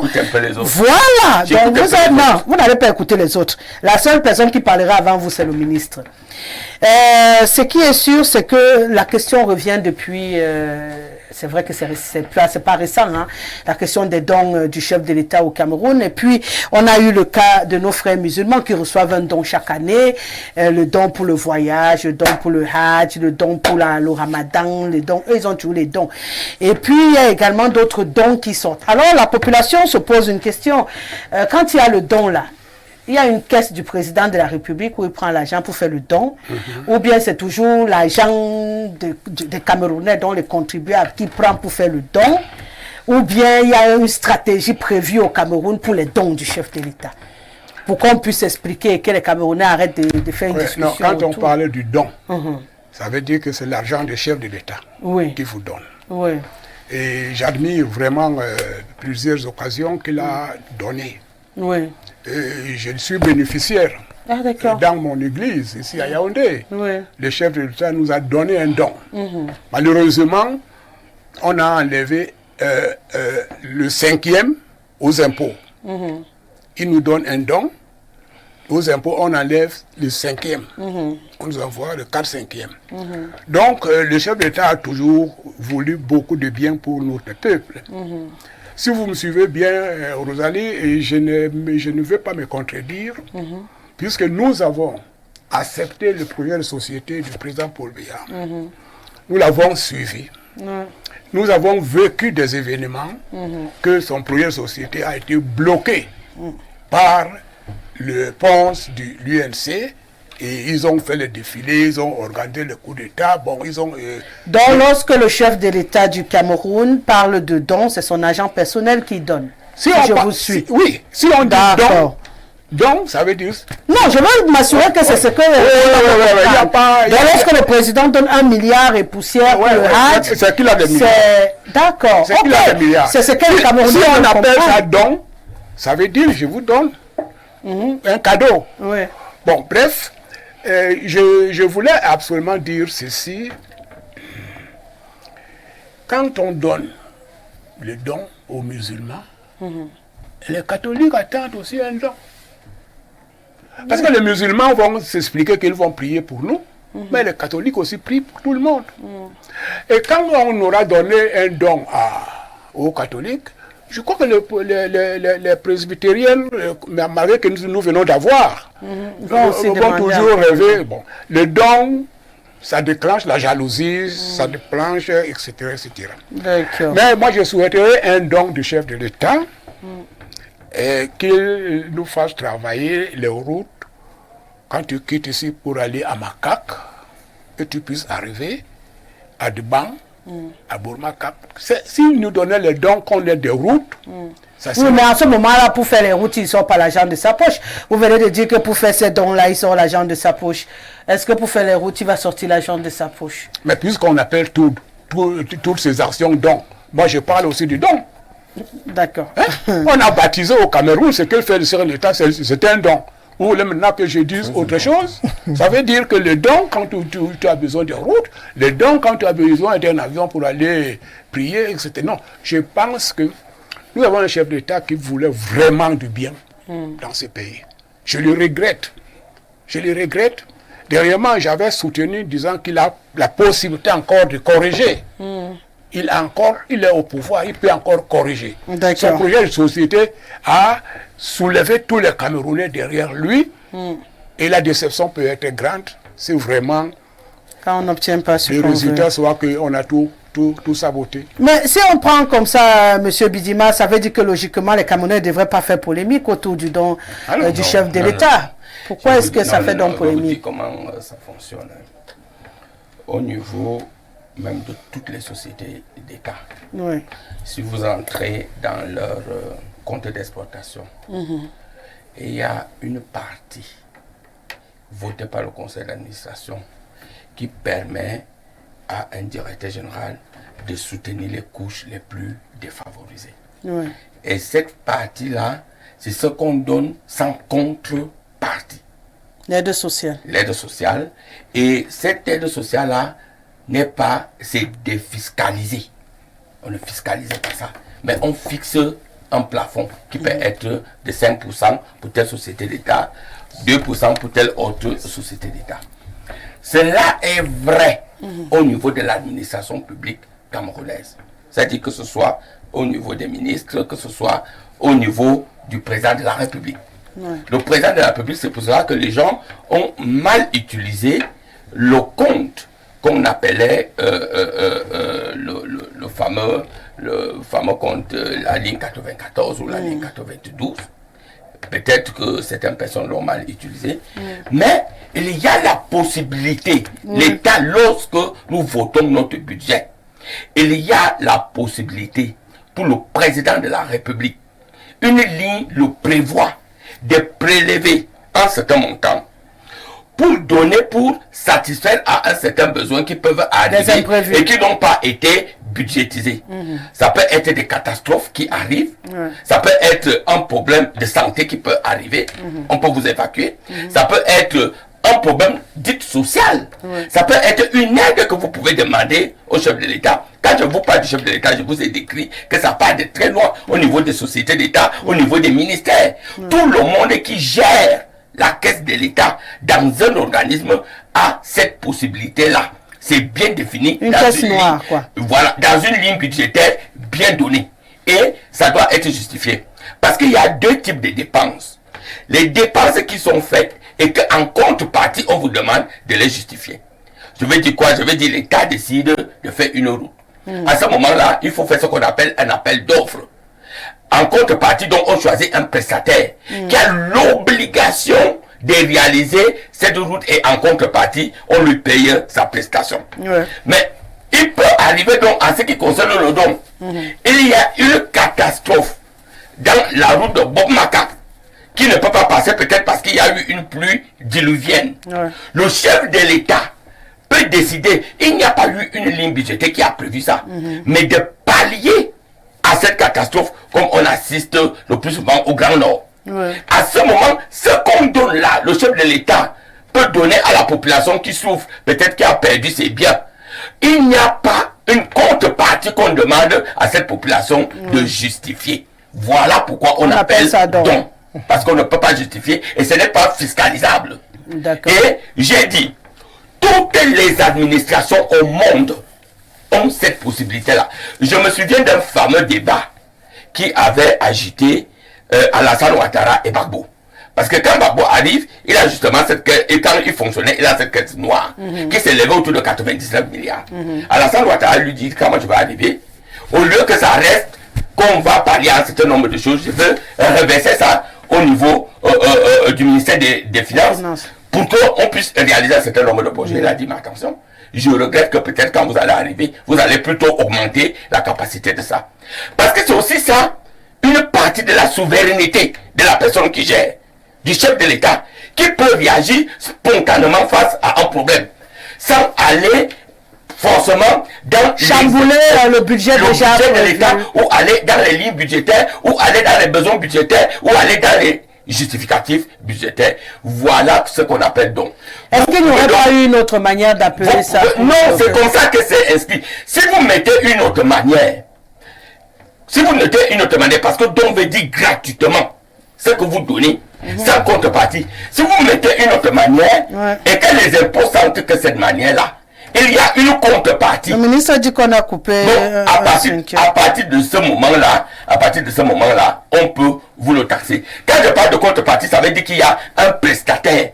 Parce que quand le chef de l'État décide de donner un don pour les gens les musulmans qui partent prier, n'est-ce pas? Il peut le faire directement à travers le ministre de l'administration territoriale. On ne fait pas forcément un appel d'offres pour qu'on achète les sacs de riz en question.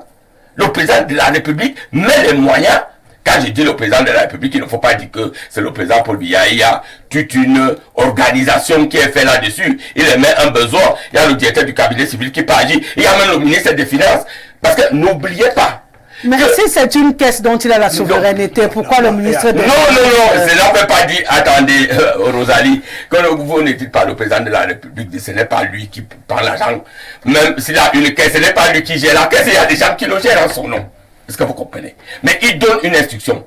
C'est pour ça que je vous ai ramené, parce que tous ces gens qui parlent, je me rends compte qu'ils ne savent même pas comment fonctionne.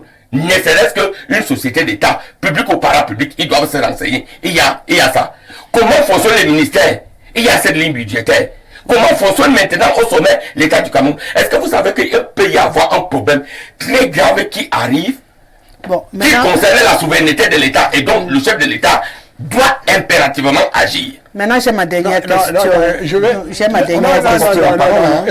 C'est moi qui dois vous expliquer. Je suis avec lui, j'ai une dernière question. Donc, si j'ai bien écouté votre explication, ça veut dire que c'est toujours l'argent du contribuable qui est divisé, en fait. Une partie est envoyée dans une caisse noire et l'autre est dans la... Attendez, quand on vote le budget de la nation, vous croyez qu'on trouve tout cet argent où, Rosalie? Même quand dans les sociétés privées, public. C'est toujours votre argent et le mien qui permet de gérer. Bon, lorsque je vous prends un exemple pour que quand même, monsieur Mbengue gère cette chaîne de télévision, il a 2 types ou 3 types de ressources. Il y a les ressources propres à lui. Il y a les ressources qui viennent à partir de ses produits qu'il vend. Et il y a les ressources qui peuvent venir à partir des gens qui l'aident. Et c'est comme ça que monsieur Mbengue, tout ça, ça constitue une partie ressources. Mais maintenant, c'est lui qui est à la tête pour pouvoir discriminer que telle ressource, voici comment je gère, et telle autre, voici comment je gère. C'est comme ça que l'État fonctionne. D'accord. Je vais donner une Non, on permet aux autres d'abord, monsieur le ministre. Respirer. Je sais que c'est difficile, respirer. Oui, monsieur Mbengue, vous avez la parole pour votre lecture. Quand je l'écoute, c'est vrai que la différence aussi, c'est que monsieur Mbengue est dans son business privé et que le président de la République n'est pas dans son business privé. C'est la nuance que je voulais apporter. Donc, monsieur Mbengue veut même se coucher, met les pieds en l'air dans sa chose. Mais le président de la République est lui-même d'abord une autre chose. Donc, lui-même, il est d'abord une autre chose. Donc, je ne peux pas comparer les deux exemples. Non, il faut tout comparer. C'est qu'on ne peut pas dans le privé pour aller dans l'administration publique. Non, je ne peux pas. Le privé, c'est le privé. C'est quelqu'un qui doit y penser sa chose. Mais là, on parle de la gestion. Non, j'ai compris pour les ressources. Mais c'est la comparaison au moment de gérer là. C'est là-bas que je ne suis pas d'accord avec vous. Il y a une grosse confusion dans l'opinion publique qui règne. Oui, c'est pourquoi j'ai mis ce sujet en débat. Beaucoup de personnes m'écrivent... Dans ce qu'on appelle don du chef de l'État et dans ce qu'on appelle service public dû venant du chef de l'État envers la nation. Monsieur Mbila a essayé d'aller vers là, vous l'a dit. Alors, il faut rentrer dans la signification du vocable don. C'est simple, hein? Le don, c'est quoi? Le don, c'est une propriété à vous, en tant qu'individu, une partie de votre propriété, de vos avoirs, si vous voulez, que vous décidez de mettre à la disposition gratuitement d'une autre personne ou d'un groupe de personnes. Ça veut dire que ma chose à moi, non, ce n'est pas. C'est ça le don. Comme ça dans l'administration publique. C'est ça le don. Vous n'allez pas inventer le français. Vous n'allez pas inventer le français. Comment fonctionne l'administration publique à mon aise. Vous l'avez déjà.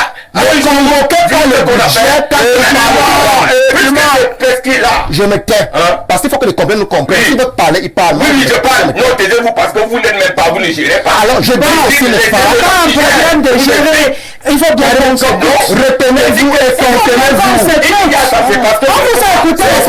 Permettez donc que les autres s'expriment. Allez-y. Alors, je dis, donc veut dire que ce soir, ça c'est mon costume. Oui. Je peux décider de prendre mon costume et de le mettre à n'importe qui. C'est ma propriété. Voilà. C'est ma propriété. C'est ça un don. Je décide de c'est ma ressource. Donc quand on dit don du chef de l'État, cela voudrait dire que le chef de l'État puise dans son assiette propriétaire ou matériel, il transfère, il met à la disposition d'un individu ou d'un groupe d'individus ou d'une communauté.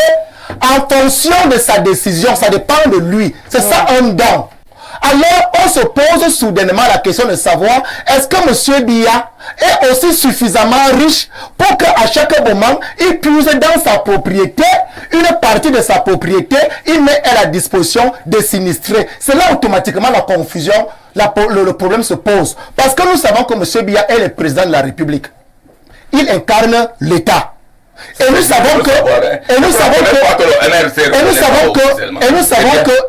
que le président de la République a un devoir de service public dû vis-à-vis du peuple. Le service public dû. Donc ce que vous devez faire, au nom de l'État, l'État est conçu pour des fins de service public. Vous devez nous rendre un service public. C'est ça le rôle de M. Biya. Alors, à quel moment donc, lorsque les populations de Bignay, le pont de Bignay, sur la rue de Douala, s'effondrent, et qu'automatiquement, à 14h, il y a catastrophe à Ezeka. Vous comprenez? Et le chef de l'État vient avec les matelas et les sardines et les sacs de riz à l'aide de nos populations d'Ezeka et des victimes et tout. Alors que le chef de l'État aurait dû, parce qu'il incarne l'État, se rendre compte que l'ouvrage public qu'on appelle l'infrastructure publique, la route, est en train d'être abîmé au niveau de Maniaï. Et qu'il faut arranger plutôt cette route et non d'attendre un sinistre que l'État, la vétusté de la route, pour aller donner les dons. Ça, c'est un problème à ce niveau-là. Quand les populations de l'extrême nord n'ont pas d'eau, par exemple, on attend qu'elles tombent malades et que le président intervienne au nom d'un don, aller les assister. Il y a un sérieux problème à ce niveau. Nous devons savoir que la ressource publique, c'est la ressource publique. Et le don, c'est le don. Quand vous convoquez les budgets de l'État, les caisses noires et les caisses, je ne sais, rouges ou bleues, il y a des lignes qui existent pour cela. La ligne 67, par exemple, et 94, l'État a prévu cela, que s'il faut que l'État intervienne au nom de son budget, dans des secteurs où on n'a pas tout prévu, ces lignes-là existent. Et là, on ne peut pas parler de dons. Parce que c'est la ressource publique. Donc, il faut éviter qu'il y ait cette confusion. Donc, vous avez un souci avec le mot don dans ce cas de figure. C'est même là tout le problème. Oui, justement. C'est même là tout le problème. Et ce sont les dons qui visent quoi? Un, appauvrir davantage un peuple. Vous comprenez? Parce qu'un peuple ne se développe à partir des dons. On ne peut pas attendre des interventions d'un chef de l'État. Les dons. On attend les interventions d'un chef de l'État, le service public dit en bonne et due forme, en puissance de la ressource publique. Le don aiguise également la mendicité. Quand vous savez que le riz doit arriver, Paul Biya doit intervenir, il aura pitié de nous, le riz va arriver, la sardine va arriver, ainsi de suite. Il faut que nous sortions de cette perception de l'intervention d'un personnage public qui a pourtant entre ses mains, le président Paul Biya est le seul à le faire à travers le monde. Oui, parce que justement, il n'est pas le seul à le faire. Parce que justement, il parle dans les cas qui interviennent instantanément le Biya. Non, on ne parle pas dedans. Je crois que à ce niveau, M. Bidima devrait s'excuser auprès des téléspectateurs. Vous n'avez jamais géré même une boutique. Vous comprenez que vous n'avez jamais connu ce qu'on appelle la gestion budgétaire. Qu'est-ce que c'est que la gestion budgétaire? C'est pas ça. Les mots et le don est ne rentre pas. Le don ne rentre pas dans les ressources publiques. Petite pédagogie. Le don ne rentre pas dans les ressources publiques. Quelqu'un d'autre. Écoutez, Rosalie, il y a une confusion. Je reconnais que le chef d'État fait des dons qui partent de lui, de son cœur. Et il y a de sa poche. Oui. Et il y a ce qu'on appelle l'intervention gouvernementale. Voilà. C'est le chef d'État qui ordonne. Là, il faut faire donc la différence. Il y a une grande différence. Ce sont cette différence qui n'est pas faite, c'est pourquoi les gens sont dans la polémique. Oui, quand on dit clairement que c'est vraiment le don qu'on dit qu'on donne l'intervention pour réparer un pont, un accident, c'est autre chose. Oui. Mais le chef de l'État fait des dons. Je dis nous. Notre église a reçu un don. Et on n'en a pas parlé, hein? Il n'y a pas eu, c'est pas le ministre qui est venu faire le bruit pour votre don. Non, c'est le chef de l'État qui a dit, nous sommes en pleine confusion. Voilà. Il a participé. Voilà. Et il n'y a pas eu le bruit. Il n'y a pas eu un ministre de l'État impliqué. Les médias de l'État impliqués. L'action gouvernementale. C'est parce qu'un ministre est impliqué. Le ministre de la ressource publique. Et je vais moi, j'ai géré une société d'État, la CAMCHIP. C'est moi qui étais le patron des comptables de la CAMCHIP. Ce qu'il a dit, il n'y a jamais une ligne prévue. Il y a une ligne qu'on appelle charges diverses. Et c'est quoi qui est là? Non, écoute bien. Monsieur le ministre. S'il te plaît, une ligne qui s'appelle charges diverses. Ça n'a rien à voir. Non, mais qu'est-ce qui entre là? C'est incroyable, monsieur le ministre. Vous ne pouvez pas vous en prendre. S'il vous plaît. Vous dites la même chose différemment. C'est peut-être l'appellation qui diffère. C'est un nouveau ministère de pas passer. Parce que dans les charges diverses, c'est tout cela. C'est ce que je dis que c'est différent. Ça veut dire que lui, il emploie l'expression chargé divers. Vous dites une caisse noire. Vous dites la même chose. L'appellation est différente. Non, ça ne chuchote Je ne vous parle pas parce qu'on m'a raconté. Je dis que j'ai géré. Moi. Mais il y a une caisse particulière. Il y a pas de caisse particulière. Écoute bien, madame. Dans le budget d'une société, il y a une ligne budgétaire qu'on appelle chargé divers. Dans les imprévus, quoi. Oui. Bon. Alors, il ne faut pas qu'il y ait une confusion pour dire que les sociétés ont des caisses noires et machin. Je n'ai pas parlé de caisses noires, monsieur le ministre. Est-ce que dans les charges divers, vous n'aviez jamais aidé quelqu'un? C'est-à-dire gratuitement, il vous fait une demande d'aide. Et vous décidez que dans le but des charges diverses, on est de tel ou tel. Ça, c'est autre chose. Bien, Dima. Oui.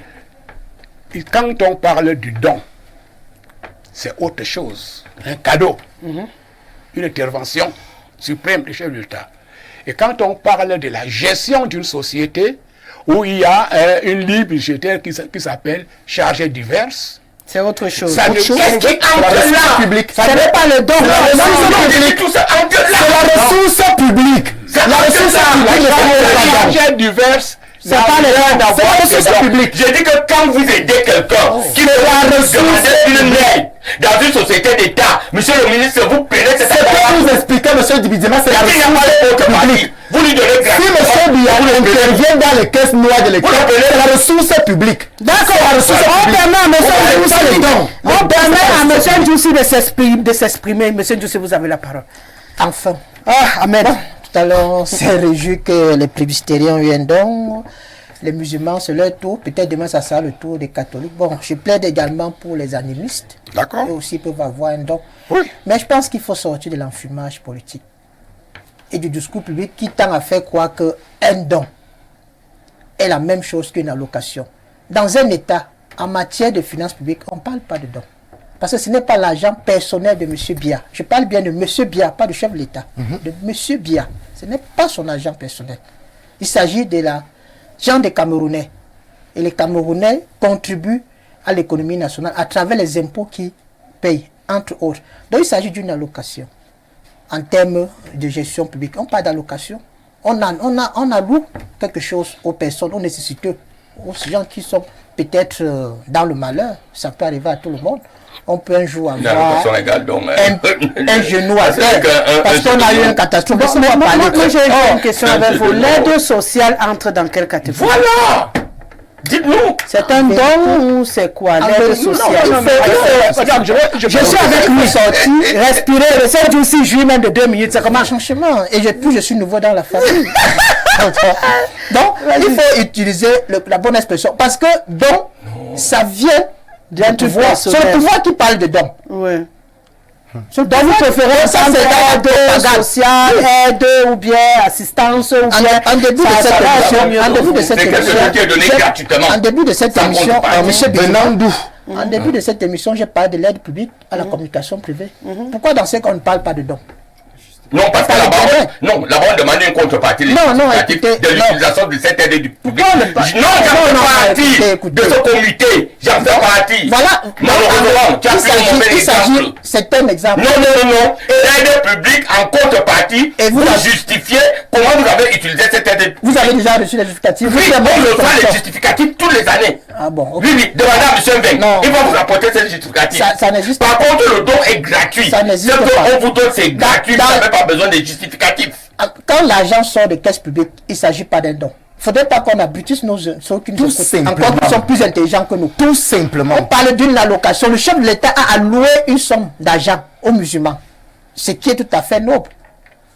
Mais dans des pays un peu plus sérieux, ça ne veut pas dire que je dis du Cameroun qui n'est pas un pays sérieux, il y a des allocations qui ont une fonction structurante. Ce n'est pas au pif, comme ça là. C'est-à-dire, on décide que bon, il y a des jeunes qui ont fait des études et qui involontairement se retrouvent au chômage. Entre-temps, ils ont bien des besoins. On les alloue une allocation chômage. Ça leur permet de tenir le temps qu'ils trouvent un emploi. Il y a des familles qui ont tout perdu du jour au lendemain et on leur alloue une allocation familiale, une allocation d'indemnité. Donc voilà comment c'est organisé dans des pays sérieux. C'est-à-dire, on donne à cela un impact social une valeur structurante. Or, chez nous, ce n'est pas le cas. Mais on essaie de faire quoi aux populations? C'est ce qu'on appelle aide sociale. Quand, Oui. Aide sociale, oui, c'est ce qu'elle a dit. oui, c'est une aide ponctuelle. Oui. Or, maintenant, quand c'est les allocations, c'est pas ponctuel. C'est-à-dire, dans le pays, il y en a qui ont réussi, il y en a qui n'ont pas réussi. On essaie donc de mettre en place une chaîne de solidarité. C'est-à-dire que Rien à voir. Nous, on parle du don du chef de l'État. oui, c'est un don qui s'adresse, qui est ponctuel, qui vise une catégorie de personnes et bien évidemment qui est à but politique. Il s'agit là d'une campagne politique que le chef d'État est en train de faire. Parce que quand il fait un don, entre guillemets, à la communauté musulmane. Vous avez l'impression que c'est une sorte de corruption morale. En vérité, c'est un achat de droit. Là, je comprends. C'est un achat de droit. C'est un achat de voix automatiquement. Bonsoir Rosalie, dans le cadre du budget, il y a toujours une ligne dédiée aux dons et secours. Voilà. Cette ligne existe même dans le budget des communes. Chaque fois qu'on puisse dans cette ligne, c'est un don. Voilà. Le débat est faussé parce qu'il prend une connotation politique. C'est Sylvestre Lebel Niek Voilà. qui nous écrit. Bonsoir Rosalie, ces gens du RDPC nous aident beaucoup en nous faisant comprendre comment ils nous ont trompés pendant toutes ces années. Une véritable... Monsieur Bidima veut inventer une définition du mot don. Bien sûr. Laissez-les continuer à s'enfoncer. 2025 n'est plus loin La carte de de nous. développement. Alex de TKC. Bonsoir Rosalie, le Cameroun est un État laïque. Cela signifie qu'il est constitutionnellement infondé qu'on défale qu'autant de milliards pour satisfaire les intérêts d'ordre religieux, alors que cet argent aurait pu servir à réaliser des missions d'intérêt général, à savoir le financement des projets des jeunes, la construction des routes et des hôpitaux modernes. À la suite de ce qui vient d'être dit, je m'inscris en étroite ligne avec l'analyse de monsieur en veste cravate pour dire qu'il est malsain qu'on puisse penser que dans le cadre des finances publiques, on ose croire que le président de la République ait fait un don aux musulmans alors qu'il s'agit des fonds publics. C'est François qui nous le dit. Parfaitement d'accord avec monsieur Mungue. Ça nous vient du Gabon. Le Burkina Faso est dans la place. Ouais, madame, je ne suis pas d'humeur à blaguer ce soir. Quand j'entends Bidima parler comme ça me brûle les tripes. Madame, en République, un chef d'État en exercice ne fait pas de dons. La première dame ne doit pas avoir une fondation. Si aux États-Unis, en France et les pays dits démocratiques, le dirigeant fait un don, il sera interrogé sur ses fonds. Au Cameroun, c'est par abus de langage que les camarades de Bidima, dès que le président instruit pour que l'État intervienne pour des cas, c'est pas l'argent du président. Les stades de la CAN, ce sont pas les dons du chef de l'État à la jeunesse camerounaise. C'est ça, Bidima. Ah non. Comment il veut dire? Attendez. C'est pas l'argent du président. Les stades de la CAN, est-ce que ce sont des dons du chef de l'État à la jeunesse camerounaise? C'est ça, Bidima. La fondation Bill et Melinda Gates peut faire un don. C'est Paul depuis Ouagadougou qui nous écrit. Bonsoir le plateau. Le don du chef de l'État doit faire polémique juste parce que ce don est un blanchiment d'argent. Le monsieur en veste raconte même quoi? Se comprend-il exactement? Ishiga depuis le Logon Birni qui nous écrit. Bonsoir madame Rosalie. Demande à monsieur Bidima à quand le don du chef de l'État pour le courant dans l'arrondissement de ce. Voilà. Le service public dû. Bonjour à vous sur le plateau. Les différents États ne sont pas... non. Vous n'allez pas me ramener dans cette affaire de beaucoup d'argent là. J'ai déjà traversé. Bonsoir Rosalie, ce monsieur du RDPC se croit vraiment tout permis. Hein? Très indiscipliné partout où il passe pour un débat. Qu'il reste tranquille et se fasse renseigner en pensant qu'en levant la voix, il pourra convaincre tout le monde. Qu'il se calme et qu'il prenne des coups chez le monsieur du MRC, monsieur Mungue. Je ne sais comment il a... Tout simplement. Simple définition du mot don. Ça l'échappe. Donc, voilà la gouvernance de 42 années triste. Amant depuis Douala. Bonsoir le panel. La question du don du chef de l'État est juste de la propagande. Le R utilise ce moyen pour vanter leur Dieu. Le don signifie que le président est milliardaire. Il faut donc interroger l'origine de cette fortune. Où est l'article sur la déclaration des biens? Monsieur le ministre a cruellement besoin d'un don, vu son analyse. Monsieur Bidima, les accidents ou catastrophes font l'objet de dons ou bien de prévisions. Si c'est un budget prévu, il ne s'agit plus de dons. Pourquoi ces dons sont à tête chercheuse? Il s'agit réellement d'une arnaque. On veut personnifier les prévisions. Aristide depuis Soie. Je suis obligé de m'arrêter. Hein. J'ai plus de temps. Ouais, monsieur Bidima, manger, c'est ça qui vous empêche de dire la vérité aux Camerounais. Ah, oui? Il y a un âge où on n'a plus peur de dire la vérité. Dites la vérité. Monsieur Bidima dit la vérité. On peut partir? La vérité, c'est ce que M. le maire a dit. M. le maire a dit que c'était inscrit dans le budget. Chacun a donné son point de vue. Vous également? Oui, oui. Donc, moi, je reviens sur la solidarité entre les Camerounais. Je reviens sur la gestion même du budget de l'État.